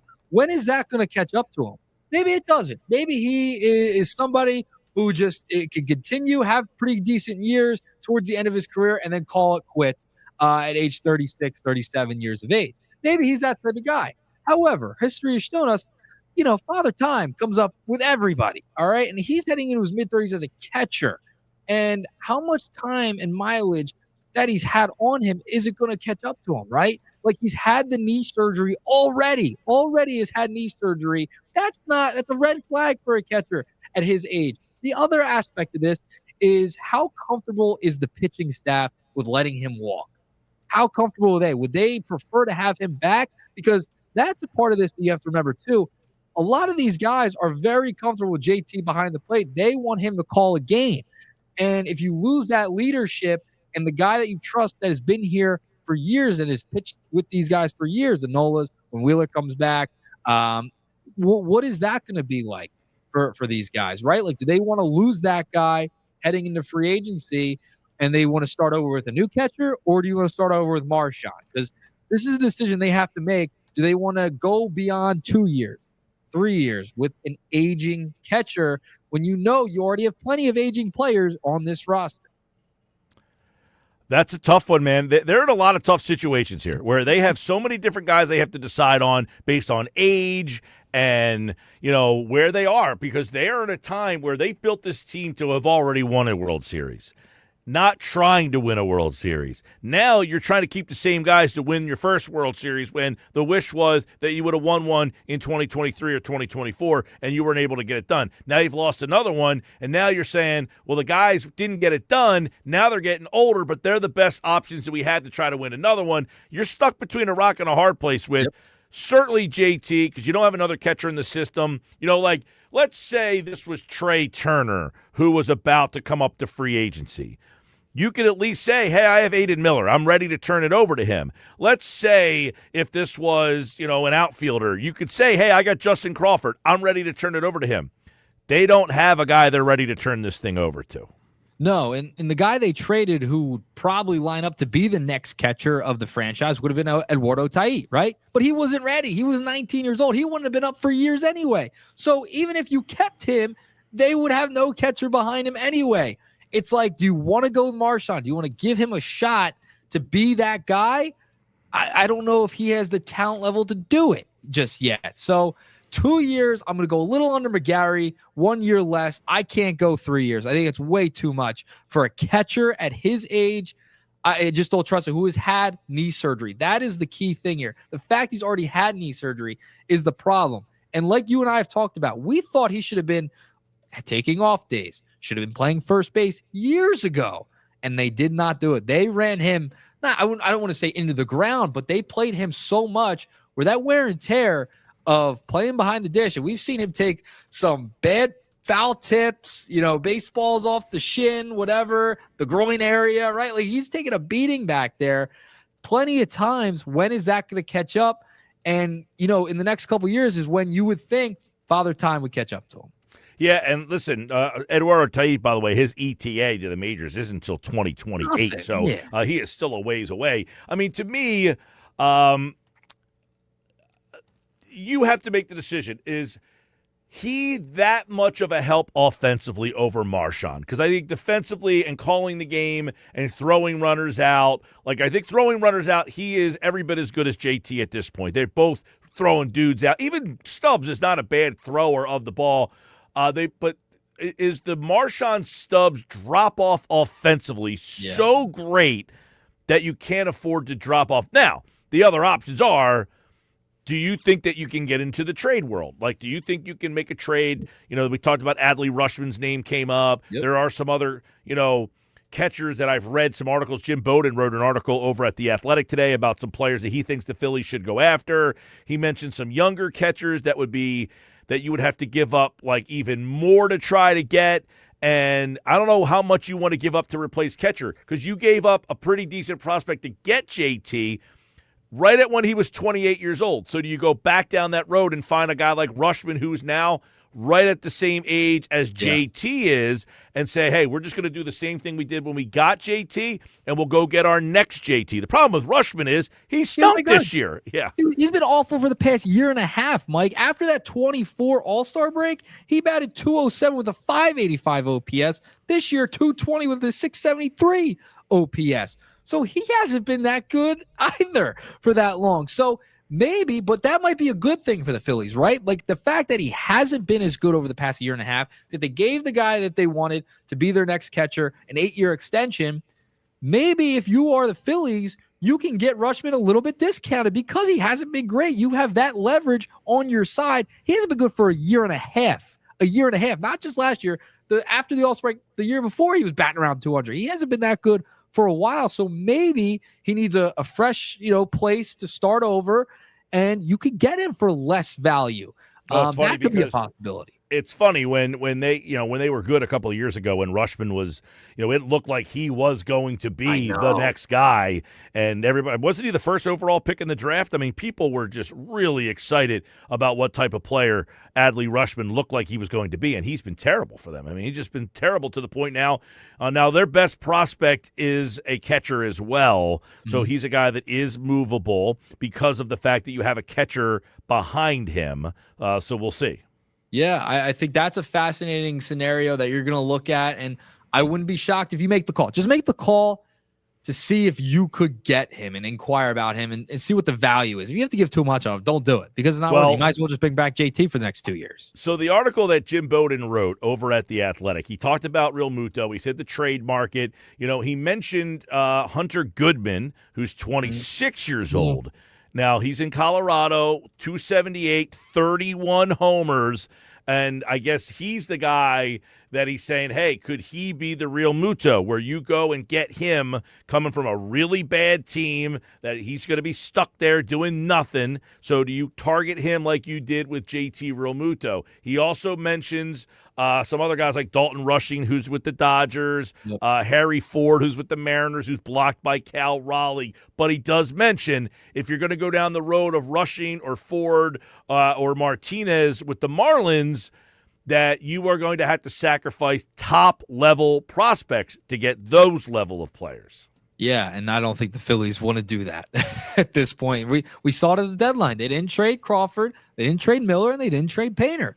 I think those guys are going to be the next group that comes up for the Phillies, all three of them. I think at some point you're going to see every single one of them. Maybe not Painter, depending on where Painter's at. I would think he would be up at some point, but he did not have a good year last year. Miller and Crawford, those two, I think at some point it's a slam dunk. You see them next year at whatever it may be. Miller, it would be disappointing if Crawford was not on the team on opening day. Oh God, if they don't bring up Crawford, there's an issue. There's a few issues if they don't bring up Crawford next year. All right. He does mention, by the way, in the article, he mentions Alex Bregman, that would be a guy that they should target to play third base. He also mentions in the outfield that Kyle Tucker would be a guy if, in fact, Schwarber ends up walking. He also mentions O'Neal Cruz from the Pirates as a guy that he thinks possibly that you could go after. And then he mentions getting him with Kevin Long to try to help him out as a guy who just hit 200 this past year. Yeah. And so he mentions Justin Crawford, O'Neal Cruz, and Kyle Tucker as guys to come up this year. And Cody Bellinger. He says if you can't land Tucker, pivot to Cody Bellinger. Remember, last year this past year, I should say, O'Neal Cruz, there was mention of him, possibly the Phillies inquiring about him at the trade deadline this year. So that name's been linked to the Phillies a bunch. Same with Bellinger. I mean, a lot of these guys have. Yeah. By the way, he mentions Trent Grisham, also Lewis Robert Jr. He says, I still think that trading for him could be the best fit for Robert to come with a lineup that has much more protection. Yeah. Oh, man. Luis Robert. I mean, how many years in a row has it been for him to be mentioned with the Philadelphia Phillies? Feels like every year we're talking about. But It is what it is. That's the Phillies. I would keep JT as of right now. I don't think there's other options that are viable. It's a lot of what if this happens, if that happens, a lot of trade possibilities. But let's move along to the 76ers and Joel Embiid. You mentioned this yesterday. Brian Windhorst had something to say about Joel. I think there's a reason to get a little excited about these 76ers, and we might be falling for these videos again. Take a listen to what Brian Windhorst had to say about Joel Embiid. I think it's more important he was playing more than I'm going to sit here and analyze how he looked. So Friday is their last preseason game. It's at home.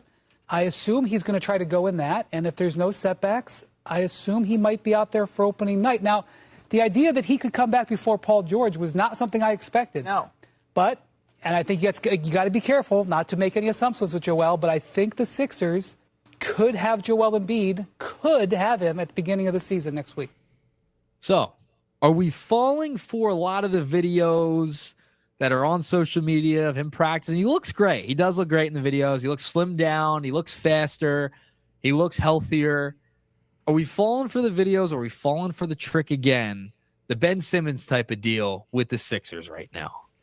Well, the only difference for me in this situation is this videos are coming from the team. They're not coming from Ben Simmons or any of Ben Simmons' like shot coaches or anything like that. These are coming from the Sixers themselves. Yep. Why would the Sixers want to put themselves in position to look like complete idiots for putting these things out there and then him not being ready to play? It would almost be like, well, why would you do that? And then Nick Nurse has been pretty vocal in that, yeah, we think he might be able to play. Now, he's not saying definitely, but he is suggesting that, hey, there is a good chance that you might see him.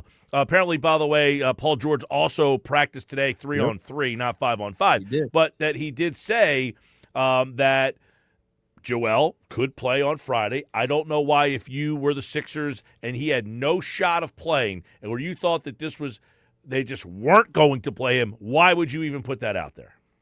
Yeah, that's the question, right? Why would you put this out here and put yourself in that position to like, oh, and then bring everybody down, right? Have everyone excited up here and then bring everybody down with Joel Embiid not playing or not being as good as he once was, right?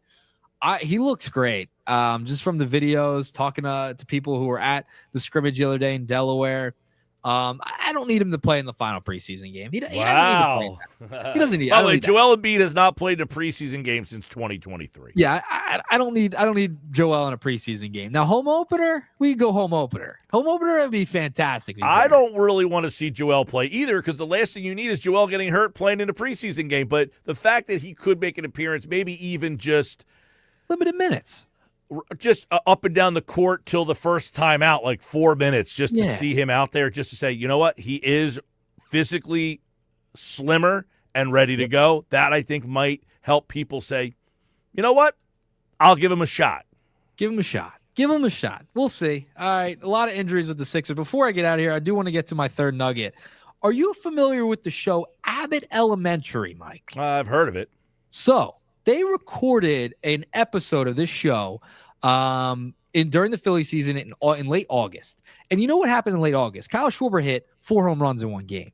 So they were recording the episode simultaneous the night of Kyle Schwarber hitting 4 home runs. That is actually going to air. So I'm very curious to see how this all shakes out with them not knowing. I guess this was a pre-planned thing where they recorded the episode at the stadium. We've seen TV shows do this in the past. They are going to air that today. And the fact that it was on the same day as Schwarber hitting the 4 home runs, that's on the night. We've seen Phillies in pop culture before. You'll see it again tonight. Well, listen, I heard, what was the show? Task, is it called? Which show's that? I don't even know what that Task is. It with Sylvester Stallone? I think it is. Oh, okay. Yeah, I've heard of that show. So apparently they're getting ripped because new or whatever, right? Yeah, apparently they're getting ripped because they, instead of saying Delco, they said Delco County. Instead of okay. So they're trying to make references, but the references weren't like what people from the area would use. They kind of, so anytime, you run into some, but there's a lot of things that use the area for the backdrop of shows, Yeah, so Kyle Schwarber's 4 home run appearance going to make a television 4 home run appearance, making a little TV debut. And that was the Nuggets here today. They're brought to you by the Hub, gear that works as hard as you do. A little Joel Embiid. No, he's laying off the Nuggets, apparently. Yeah, need him to lay off the Nuggets. No Nuggets for Embiid, all right? Only Joel Embiid on Knicks Nuggets, all right? That's it. Well, we hope the Joel Embiid Nugget that a week from tonight that he's in the starting lineup. I hope. No preseason for Joel. None. Zero. Zip. Well, a week from tonight is the opener. Yeah, I know. Preseason's Friday. I don't need to see him till then. No preseason for Joel. Zero. All right, Nick. See you, man. Peace. All right, there's the Nuggets today. And, of course, Nick's back tomorrow with another edition of Nick's Nuggets here on the Sports Bash Live on 97.3 ESPN. Nick Sirianni spoke earlier today. Also, the Eagles getting ready for the Minnesota Vikings. The injuries looking pretty good. They got a couple guys back on the practice field today. But when we return, some of the names that Jim Bowden thinks the Phillies should target, we'll discuss that, plus we'll update the poll question. Stay or go, JT Realmuto.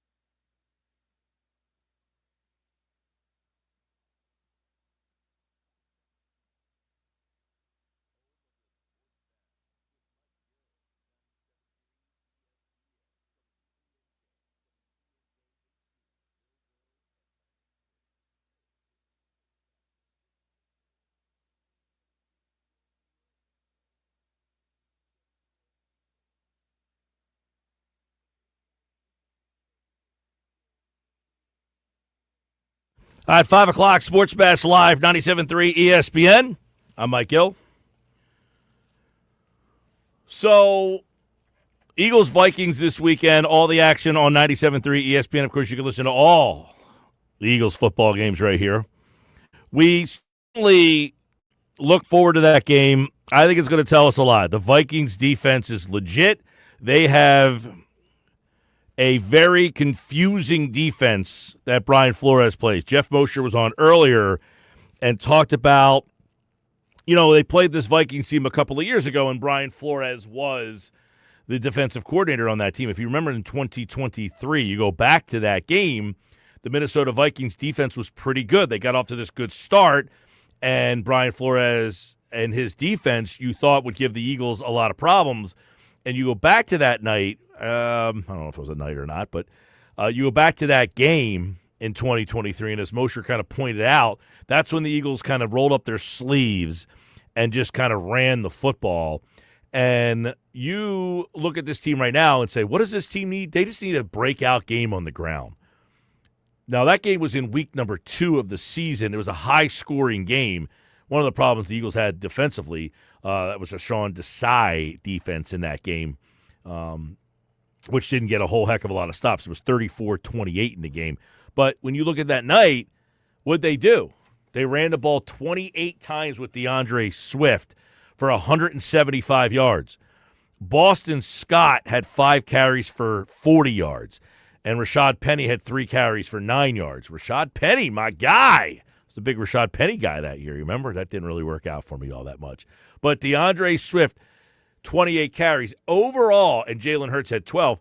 They had 48 carries that night for 259 yards in the game against the Minnesota Vikings. So they just said, you know what? Let's go after this Minnesota team on the ground. Let's go after this team and run them to death and just run at that team and try to beat them up in that capacity. And that's what they were able to do. Can they do that against this Minnesota Vikings team? I think that's going to be a big storyline in the game. After the bye, mini bye, I guess you could say, can we all get together?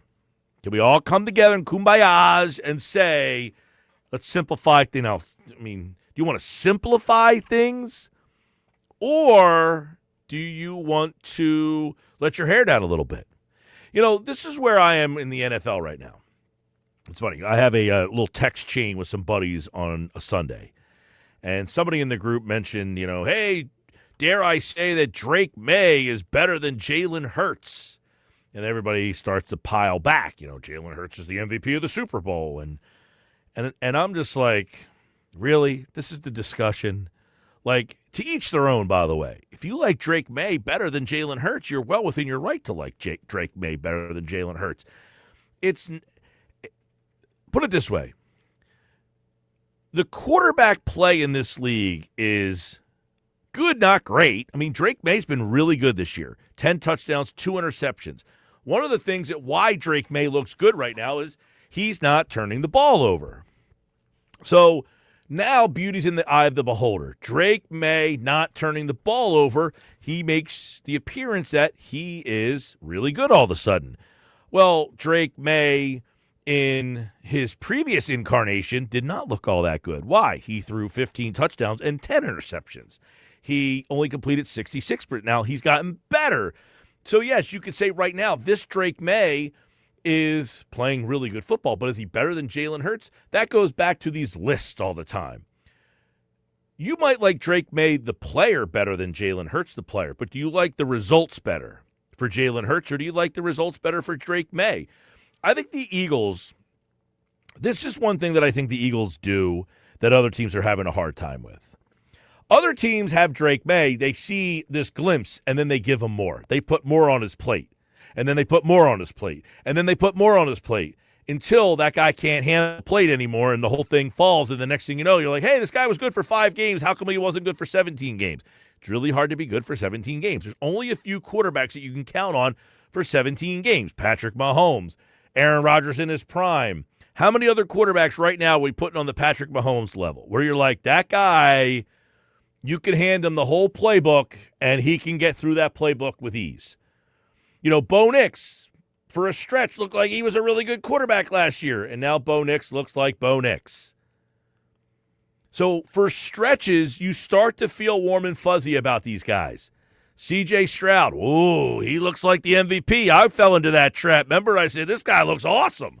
Let's bet him for MVP 9 games into his rookie year. And then the next thing you know, some guys get hurt, and the offensive line breaks down, and C.J. Stroud looks kind of what most of these quarterbacks look like. They flash, they show you signs, but the lack of consistency is what kills these teams. The Philadelphia Eagles realize that, and they know they don't have Patrick Mahomes. And when you don't have Patrick Mahomes, which right now, for my money, Patrick Mahomes is probably the only quarterback in the, back in the day, it used to be Brady and Manning. I don't know that Patrick Mahomes even has a contemporary.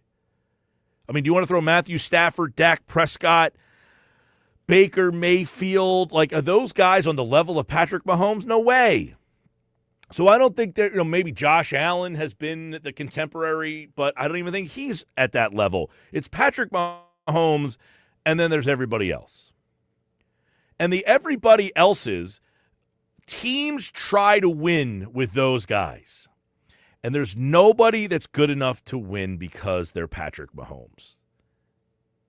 Back in the day, there was nobody good enough to win except for Brady. And it was Brady and Manning. And then there was like Breeze was like the other guy, right? He was like the third guy right there with them guys. Right now, it's Patrick Mahomes, and then there's the drop. And then who is it? Matthew Stafford, Dak Prescott. Well, I'm saying the guys right now. Dak Prescott is second in the league in yards. I'm not saying he's the second best quarterback, but 13 touchdowns, 3 interceptions. Dak, when he plays and he's healthy, he's always been good. I have no problem with Dak Prescott. But a lot of what happens is these teams start to say, we have a really good quarterback. Let's throw the ball more. That's the guy we're paying all the money to. The Eagles have been really good at being disciplined. The Eagles have done something that other teams have a hard time with, realizing what they're not and what they don't have. Eagles give you the answer to the quiz.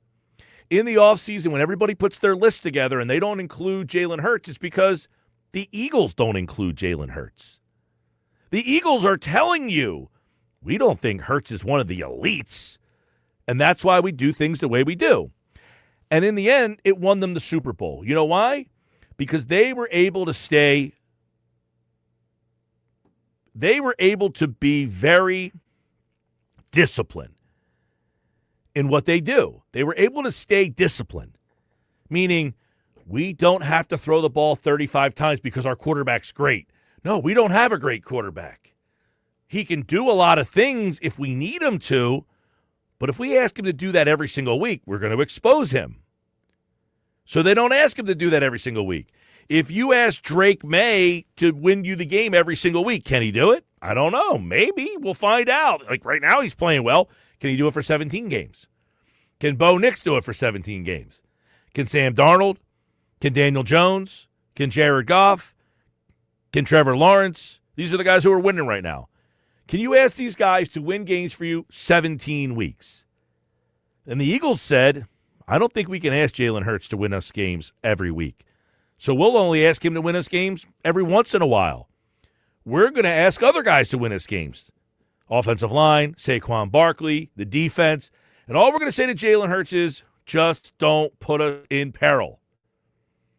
Don't put us in bad positions. Don't turn the ball over. And right now, 8 touchdowns, 1 interception. You go up this list, the only other guy with 1 interception is Baker Mayfield. All the other quarterbacks have made more than 1 interception this year. And, Drake May only has 2. Matthew Stafford only has 2. Jared Goff only has 2. Jordan Love only has 2. There's a lot of pretty good touchdown to interception ratios early in this. But can these guys continue to do it? And that's the big thing I think the Eagles – I've never suggested that Jalen Hurts. Anytime people bring up these lists to me, I say, put Jalen Hurts wherever you want. Is he number 1? Of course not. Is he number 2? No. Is he number 3? No. Is he top 5? Is he top 10? I don't know. Is he top 15? Maybe. Is he top 20? Possible. I don't care where you put Jalen Hurts. At the end of the day, he wins the most. And he wins the most because the Eagles know what he's not. And a lot of these other teams aren't sure what their guy isn't yet, and that's why we'll see how much more they put on Drake May's plate and how much more they put on Daniel Jones's plate and how much more they put on Bo Nix's plate and how much more they put on Caleb Williams' plate and Michael Penix and Bryce Young. How much more can those guys handle is a big question. So when I get the text message and someone says, hey, dare I say that Drake May is better than Jalen Hurts? He might be. I don't think the Eagles would fight in public to say, you're crazy with that. But I also think the Eagles understand what Jalen Hurts is not. So if Drake May was here, that doesn't mean that they wouldn't scale the offense back, because ultimately they would try to save Drake May from himself. And they would say to Drake May, hey, this is the week we need you to throw for 350 yards and have 4 touchdowns. Can you do it? And Drake May would say, well, I can do that every week if you want me to, until he throws 3 picks in a game, and it's the game that kills you. Because you look back and say, oh, my God, he threw 3 terrible picks. And the Eagles have trained Jalen Hurts to not throw the 3 terrible picks. And it's just a slice of the discipline the Eagles showed last year is really hard for other teams to mimic because they don't have the offensive line.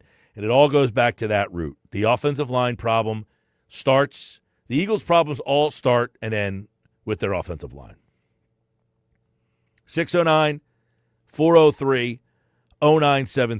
609-403-0973. I think quarterback play in the NFL is so unpredictable, and teams are trying to justify that they got their guy, and they just keep putting more on their plate. And so far, right now, if you look at quarterback rating, the top quarterback rating in the league is Lamar Jackson, by far and away, by the way. Lamar Jackson is number 1. Jared Goff is number 2. Sam Darnold is number 3. Drake May is number 4. Jordan Love is number 5. Baker Mayfield's number 6. Matthew Stafford's number 7. Aaron Rodgers is number 8. So you look at quarterback rating, there's a lot of new names up there. May, Jordan Love. I don't want to say Baker Mayfield's new. Sam Darnold's not new, but they're new in the top 5. Guys like Patrick Mahomes, Josh Allen, they're down the bottom part of this list. Patrick Mahomes, 15, by the way. Jaden Daniels, a guy that a lot of people like. These guys' quarterback ratings are all great. They're up in the 90s, upper 90s, most of these guys. But Jalen Hurts is at the bottom half of that list. He is currently, when you look at just quarterback rating, right? Just quarterback rating, and we can look at QBR as well. Jalen Hurts is right kind of in the middle. He's 13 for rating. His rating is actually over 100, Jalen Hurts. So according to that statistical measure, he's playing the position pretty well. But you look at his attempts, 172. And that number there, I think, is why we're looking at some things. He's 18th in the league in attempts. 8 touchdowns, 1 interception. I think the Eagles tell you what you need to know about Jalen. They don't view him as an elite player, and that doesn't mean it's a bad thing. They're just saying, hey, you view your guy the way you view him, and we're going to view the guy the way we view him. We're winning a lot of games this way. Can you sustain what you're doing the way you're doing it and ultimately win the big game when it matters the most? Can Drake May win the big game? Can Bo Nix win the big game? Can Spencer Rattler win the big game? All these new guys, their teams now are starting to find out a lot about them. The Eagles already know about their guy, and that's going to be a big storyline down the stretch here. Do the Eagles trust Jalen Hurts to give him more, to put more on his plate? We'll see. What do you think? There's a lot there, and it's going to be hard for me to fully answer that question because over the last 14 minutes, you went so many different branches off of the main tree. So let me try to get back to the original tree here, which is we've talked about, not just today, but numerous times, the issues with the offensive line. And I feel pretty comfortable saying that a majority of the quarterbacks or the situations that we have referred to as there's a problem, there's an issue, they're not that good or not good enough, is because of the offensive line. And I think, to me, it's less about what Jalen Hurts can do, and it's more about the offensive line. Because the dirty secret of football is, for as much as we obsess over the quarterback position, unless your name is Mahomes, Brady, Aaron Rodgers in his prime, and Joe Burrow, unless your name is those guys, there is no quarterback on the planet that can overcome a bad situation, whether it's poor coaching. Drake May is a perfect example of that. Drake May had idiots coaching him last year. Now he's got Josh McDaniel. I don't think that's a coincidence. Mac Jones didn't look good when Matt Patricia was coaching him. He looked really good with Kyle Shanahan coaching him. Offensive line. I think that's not a coincidence that a team that has a good offensive line like Indianapolis, Daniel Jones, all of a sudden looks like a good quarterback. So, and by the way, Indianapolis is a team that has Daniel Jones. He's doing some good things, but they're not asking him to win games correct. for them. So it's not, to me, it's less about what Jalen Hurts can and can't do, but it's more about the dirty secret, which is we as fans, people who talk about football, whatever category you want to put us, we all have the same bad habit, which is, well, the quarterback did this. And it's like, well, what is the quarterback being asked to do? What is the quarterback being told to do? What is the situation around said quarterback? I think that matters extremely into the conversation. We don't like to do that because now we're getting into a conversation that makes people uncomfortable, which is you can have a Daniel Jones who looked horrible during the end of his tenure in New York, and then go to Indianapolis and look good because he's got better coaching, better offensive line, and he's got a running back. The offensive line thing is a huge factor in all of this for everybody, right? You know, Tim Couch gets drafted by the Browns as a rookie, and he just gets blasted. Well, what if he plays in Philadelphia instead of Donovan McNabb? Could be completely different. Could be completely different. Where Donovan's in Cleveland running all around for his life. Tim Couch is in Philly, and he has a good, solid offensive line with Trey Thomas and John Runyon and that crew. And maybe Tim Couch is just a surgical passer and ends up being, an all-time Philadelphia Eagle great. I'm not suggesting that he would have been an all-time NFL great. It's the understanding that environment does matter. And by the way, Donovan McNabb also had Andy Reid in Philadelphia. There's something to be said the fact that Sam Darnold looked like an abomination to mankind and with the Jets, but then he gets to Kevin O'Connell and now in Seattle and looks like a competent quarterback. A lot of these guys, Baker Mayfield, is now. Yeah. Now, I don't know that you would suggest that Todd Bowles is some sort of quarterback. No, but it's so the Baker Mayfield thing is a little bit more nuanced because I was listening to Chase Daniel talk about this before, which is Baker Mayfield spending that half a year with Sean McVay basically changed how he looked at football. So then when he got to Tampa and he started working with Byron Leftwich and then later Liam Cohen and now he's got Gazard down there, all of those guys lean into, hey, this is what Baker learned from Sean McVay. We're going to rock and roll with it. Well, and I give Baker a lot of credit because we keep talking about all the changes at the play caller position here in Philadelphia. Baker's not only going through play caller changes, he's going through different organizations and different play callers. Right, but in Tampa, he's had a different guy in 3 straight years now, which is insane. Well, he started in Cleveland, went to Carolina, had to learn that offense. Then he spent the half year with the Rams. 10 minutes with the Rams, I was going to say. And then, so he has had not only different play callers, different organizations. Yeah. But, it's the idea that you get the quarterback with the right guy. It does make a difference. And by the way, for as much as we love and admire and appreciate guys like Brady, Mahomes, back in the day, you mentioned Drew Brees, are those guys who they are without the people that they worked with? Maybe not. Oh, that's a good question. Is Brady or Manning so good, or Mahomes as well, so good that they could have overcome? Because Mahomes has admitted he doesn't think he could have. Mahomes has said in interviews that he says Andy Reid and Alex Smith turned him into the quarterback that he is because he wasn't this guy coming out of college. So back to the Jalen Hurts question. We can talk about what Jalen Hurts can and can't do, but the reality is to the original point. The Eagles' offensive line is probably the worst we've seen it since, 2012? It's a bad one. I mean, well, I don't want to say it's a bad one. It's a middle of the road one right now. It's not what we expect. It's not what the standard has been, and it's a middle of the road one that has some major leaks. You know, a lot of times you would see a team and you're like, oh, they got a good left tackle, but the rest of their line stinks. Right. The Eagles are in that position where their left tackles, although he had a bad night against Washington. He had Washington. a horrible night against Brian Burns. One question you could certainly ask, and Lane Johnson hasn't been awful this year, but is Father Time catching up to him? Is he slowing down just a little bit? It's certainly possible. And if that's and the question is, Lane Johnson right now slowing down, and yet still your best offensive lineman? That's a problem. By the way, Jalen Carter did tell reporters today that he is playing in the game this week. So thanks. Well, I mean, that's good to hear considering it's that great to hear, he didn't but play last week. I always love when these guys feel the need to leave these proclamations. Well, don't leave it up to Nick because Nick's not going to say anything. Right. Yeah. Maybe that was the idea where he was like, I'm not leaving it to Sirianni. I just want to let you know I am playing. And maybe, look, could there have been a situation where the Eagles felt superior to their opponent and decided we don't need him to play? Absolutely. And then he said, all right, you're not going to let me play tonight? You want me to No, I'm playing this week. Whether you say it or not, I'm playing. Could be. Very possible. Phillies stay or go. We'll check out the poll question on the other side. Sports Bash Live, 97.3 ESPN. Sixers preseason Friday night. It's their last preseason game.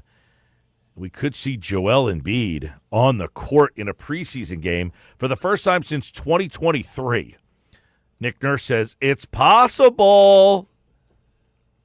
Check out the Trust the Mics podcast on the YouTube channel at Mike Gill Show.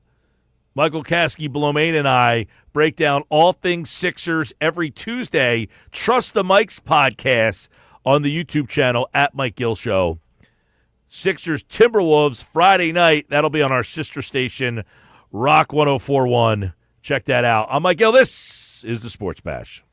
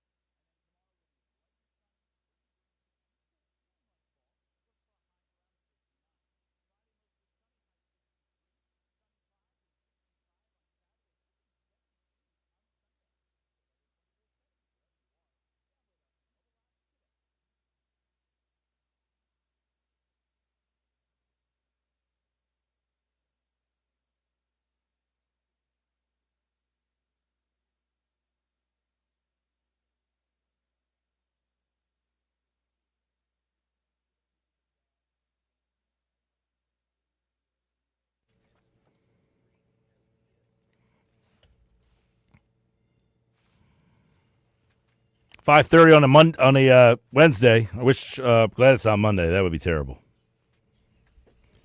Terrible. I was gonna say, what day is it? What time is it? That's how it feels sometimes. Especially here. For those who don't know, we work in a room that has no open window. We don't see outside most of the day. So it's like we walk into this like vacuum and it's like, what's going on outside? I don't know. We're like crazy people in here. Exactly. Just without the straight jackets. Well, some of the takes, I'm sure people think you guys have straight jackets on. Maybe. All right, Fine Five, Ugly Five, 5 best, 5 worst. Who are the 5 worst teams? There's a lot of candidates here, right? I feel like this has been difficult because there's too many candidates for the ugly, and there's not enough candidates for the fine. Generally how it goes, right? A lot of bad teams in this league. Well, I feel like there's a lot of mediocre teams. There's a lot of teams that are all kind of like, hanging around the middle. Yeah. All right. Well, there's a lot of teams, yes, that are in that 4-2, 3-3, but it is kind of crazy, like how, like, I don't know, like the Giants are 2-4. You would generally think they're one of the worst teams, but they've won 2 games. They beat the Eagles and they beat the Chargers, 2 good teams. So even bad teams are like giving you some hope. But then they lost to the Saints. Yeah. So you're kind of like, all right, never That mind. would be the no bueno, right? Yeah, that would be you're not bad enough to be the worst team in football, but you're not good enough to be anywhere near the playoff spot. All right, here's my number 5. The Baltimore Ravens are number 5. They've lost 4 in a row. Their defense is the worst defense in football. They're hideous. Now, I'm putting them at 5 because of what they've done. Truly, when they get Lamar back, are they going to be one of the 5 worst teams in the league? I don't think so, but their defense is bad enough to be in the conversation. It's also the problem with the Ravens is that even when they get Lamar back, is that going to be enough to get them to a postseason run? I don't think that. I mean, they're 1-5, so they would have to go on a major rip of a run. Although the AFC has enough bad teams on this list, I think every team I have is an AFC team. I have one NFC team. Yeah, I have no AFC teams. Actually, nope, I have none. Well, then you're missing somebody. I'm not, and I know who you put in there, but they're not on my list because I have the Ravens in the 5 spot. I have Miami in the 4. I also have Miami at number 4. I would have Miami higher, but I don't know. They look like at least they're trying. They have, I think, absolute locker room chaos. They have no discipline. They're quarterback's complaining about everybody. Yeah, I mean, he's complaining, and, like, to me, that team is just waiting for the coach to get fired, but it's not happening, so they're just like, when's this going to happen? That's a terrible way to go through a season. Number 4, Miami. Number 3, I've got Cleveland. And, listen, Cleveland's defense is decent, but they still have given up 146 points, which isn't great, but their offense is pitiful. They're the worst offense in the entire league. So they've got to be on this list. They are number 3 on the list. And everybody talks about their defense. I mean, one of the radio hosts out there just went on a complete bender about how Myles Garrett is in for business for himself and yada, yada, yada. So it doesn't seem that they think their defense is all that great. Yeah, I got the Browns at 3 as well. So it sounds like so far that what you and I disagree with number 5. I'm assuming we have the same top 2. Well, I have the Tennessee Titans at number 2, and I have the Jets at number 1. I as well. So you have a team that's number 5 that's probably the Saints. Correct. Yeah. I look at the Saints and I say, look, that team fights hard. They're in games. Like, I would say right now, listen, like I said, the Ravens are in there because of what they've done through these games. I think eventually the Saints would move past them. But one-score game. I mean, they've had one-score games essentially the whole – the only game they got blown out in is the Seattle game. They got beat – they lost 31-19 to Buffalo, but they were in that game for a long time. Right. But, and then they lost last week was another one-score game. No, I hear what you're saying. So to me, they have given me more effort than the Ravens have. Gotcha. Defensively. That's no, I don't disagree with that. So my 5 worst teams are all in the NFC, all in the AFC. You can make an argument that the Raiders and the Bengals are the next group of teams to be in there. The problem with the Raiders and the Bengals is that what makes them different from some of these other teams is that the talent they have on the roster is like keeping them right outside looking in. Yeah, I don't doubt that, but I think that Like they if the Panthers didn't win this week, they would potentially be in the conversation. But now they put themselves in that middle of the road. All right, the fines are tough because some of the fines are losing. Correct. I That's mean, where I struggled. You had a loss from Buffalo. You had a loss from Detroit. You had The Eagles lose. an Eagle loss. So your fines are a group of teams that are more mediocre. So what do you got? Right now, this is tough. Number 5 for me, I'm going Rams. Me too. Okay. This is interesting because you and I differ on the Rams at times this year. But I feel like right now the Rams have 2 losses, but they have 2, shall I call it, good losses. Kind of like, college football psychology. It's like your loss is better than somebody else's loss. Like I, for example, think the Rams have better losses than some of the other 4-2 teams. Okay. Number 4, I've got Indy. I have the Colts on the list, but they're not at 4 for me. They're higher. Okay. At 4, I have the Lions. Again, college football psychology. I like your 2 losses better than other people's 2 losses. Are the teams that beat them ahead of them? Yes. Whoa. Well, one of them is. Well, I would say if one of them is. Well, they've lost to Green Bay and Kansas City. Right. So one of those 2 teams is above them, but Correct. the other one you're saying no. I got Rams, Indy, Lions. Okay. Well, I got the Colts at 3. Okay, so we flipped those 2. Yeah. I think you got to give the Colts credit for only having 1 loss. And Their realistically, defense is good. that and also the fact that Their offensive line is also their good. offensive line is kicking you-know-what and taking names. Yeah. They are doing a great job. And Jonathan Taylor, he is having almost a Saquon-esque year right now. Mm-hmm. All right, who you got at 2? I'm going the Bucs.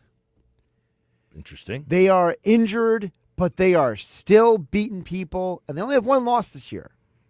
And it's not like the Eagles blew them out. So Baker Mayfield, imagine what's going to happen when they get those guys back.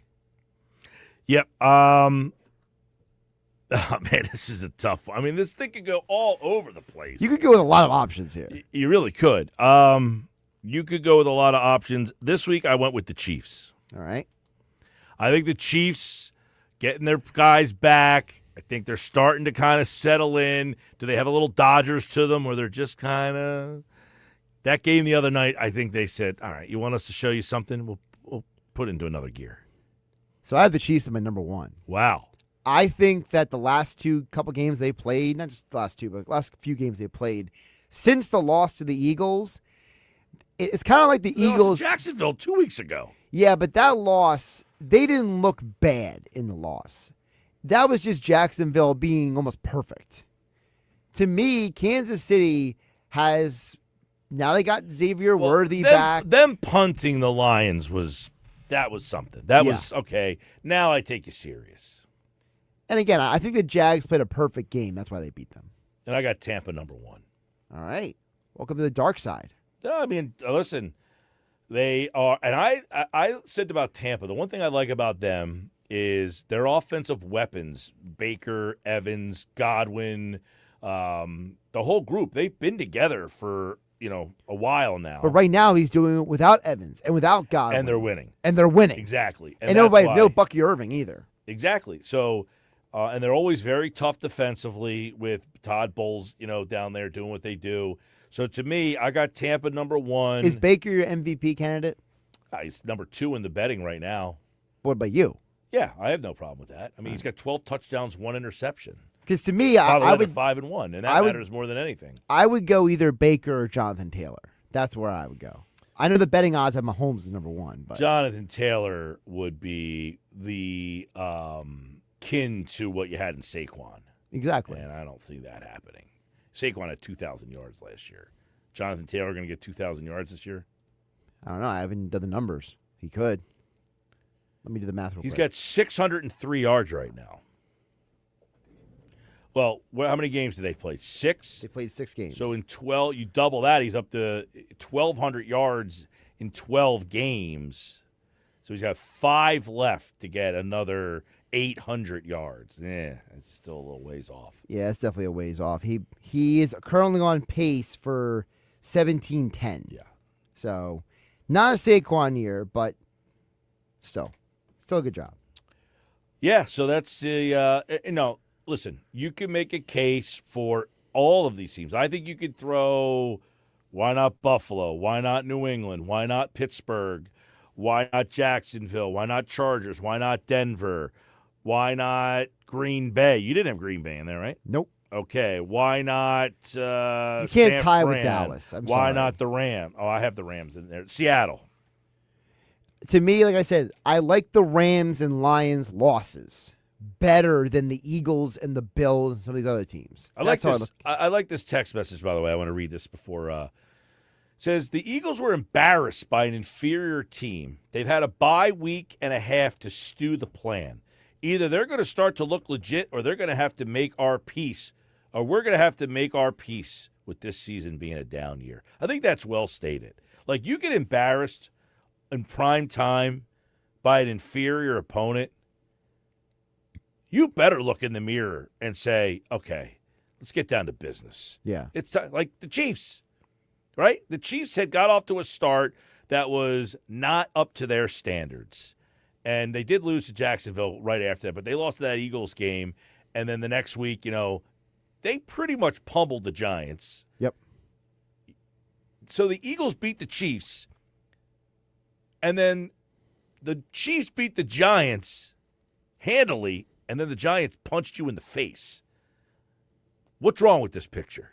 So I like that text message. The guy didn't leave a name or girl, but that guy gets 2 points. Yeah, because I go back to, Mike, this Eagles team did a poor job at evaluating the roster coming into the year. I think there was a miscalculation in the talent depth.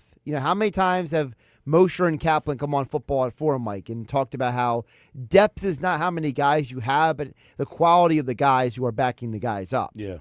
And to me, I look at that and I say, there was obviously a miscalculation about the people who were not just starting at some of these positions, but who were backing them up. Because I think looking back on it, we would say this team would look very different, just to use an example, if Isaiah Rodgers was still here, right?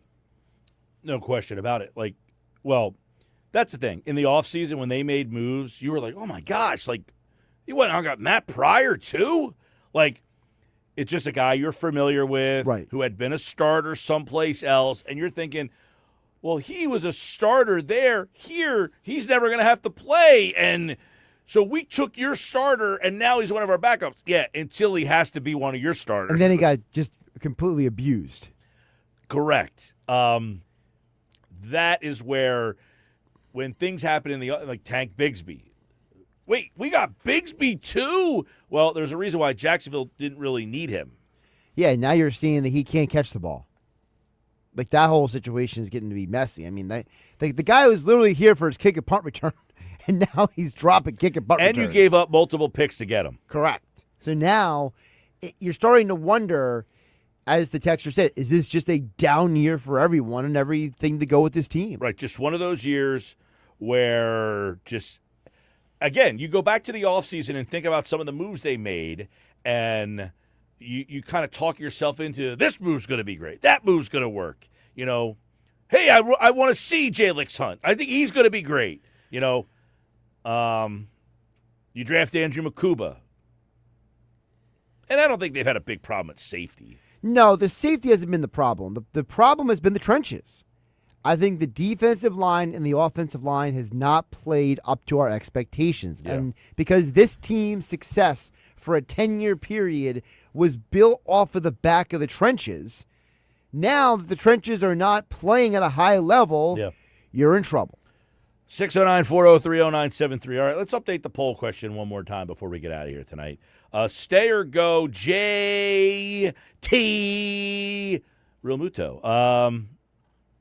65% stay, 34% go. And I think it goes back to there's no real clear answer who you replace him with. And there's no real clear answer of who you replace him with. It's pretty obvious that you have to bring him back, basically.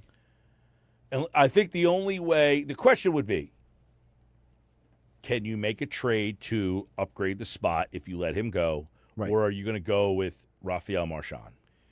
Right. And then it goes back to how confident are you in Rafael Marchand handling the pitching staff full term? That's the big thing. No question about it. I'm Mike Gill. This is the Sports Bash Live, 97.3 ESPN. Looking forward to, I don't know, have you talked yourself into being excited for the Sixers? Excited is not the word I would use. I don't know, maybe intrigued. You know, it's like. Well, I felt like a month ago, I didn't even want to hear the word Sixers. Like when Nick would come on Nuggets and talk about the Sixers, I would want to just turn off the radio. No buzz, no nothing. Are they moving you to like, you know what? I'm intrigued. CC, very intrigued. I'm intrigued because if Embiid is that close to being ready to go, now I'm interested. Blue and white, watching Embiid play and dunking and being out there. The fact that he was on the court in a blue and white scrimmage made me say, all right, I'm in. You got me. Now I'm all Sixered up for Wednesday night. You can listen to that game on 97.3 ESPN. Yeah, again, I'm not going to say I'm excited, but I'm definitely going to be – I'm not going to be watching out of – I feel like I'm obligated anymore. You know what I mean? Like, you know, sometimes you watch our teams and you feel like you're watching because you're obligated. I don't feel like I'm obligated to just watch on Wednesday night. ALCS Game 2 tonight, 97.3 ESPN. Coverage starts at 7:30. We'll wrap up the show next.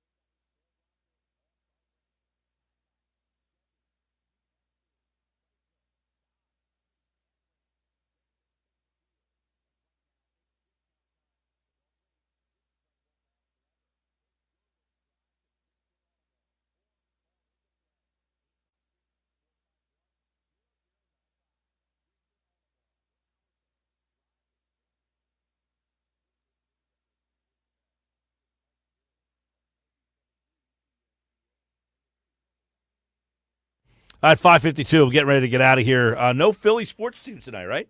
No Flyers tonight, right? No Flyers tonight. They're back tomorrow. Tomorrow night, that game's on Rock 104.1. Download the Rock 104.1 free mobile app. You are Sixers free on Friday. You are free to watch all the baseball you want tonight. Yeah, I watched the whole game last night. Kind of leadoff homer. Brewers up 1-0. Yamamoto pitched a great game after that. I'm loving these pitchers going deep into games. What a breath of fresh air. What a concept. What a concept. By the way, do you know the last A grown man can throw over 100 pitches in a game. Who knew? Do you know the last time there was a starting pitcher to complete a game in the postseason? Yeah, I saw it was like I saw two different graphics on this one. One was like 2004, like Jose Lima. No. So Lima was the last time a Dodger did it. Okay. Last time a Dodger did it. Yeah. 2004. The last one then was somewhat recent. It wasn't too long ago. Yeah, Verlander, 2017. I was going to say, because those two numbers were way off, 04 and 17. But it was the last time a Dodger did it? Okay, that makes more sense. Yeah. Hey, listen, I hate pitch count. It's really hurt the game. Yeah. And you saw how getting pitch count out of the game is changing these playoffs. And Joe Madden said the other day, look at Snell. He's the poster child. He got pulled out of the game in Tampa Bay a couple of years ago in 2020 World Series, and here we are all these years later, and they're letting him go to the eighth inning, throw 111 pitches, I think, the other night. Yep. And look at the difference in the results. So the pitch count revolution, I hope, is ending. Hopefully. Like the launch angle nonsense and all of this stupid stuff that has ruined the game. I hope pitch count is at the top of that list, by the way, of things that are ridiculous. Now, again, I think there's a place for pitch count at certain levels, not in Major League Baseball. Right? It's okay to have a pitch count for an 8-year-old, and meanwhile there should be, by the way, a 10-year-old, a 12-year-old, a 14-year-old, a 27-year-old man shouldn't have a pitch count anymore. Okay? And Yamamoto and Blake Snell are Exhibit A and B. He said to the Brewers, you want to have us come out after 80 pitches? No. How about 110? Fine. No runs for you. Have a great night, everybody.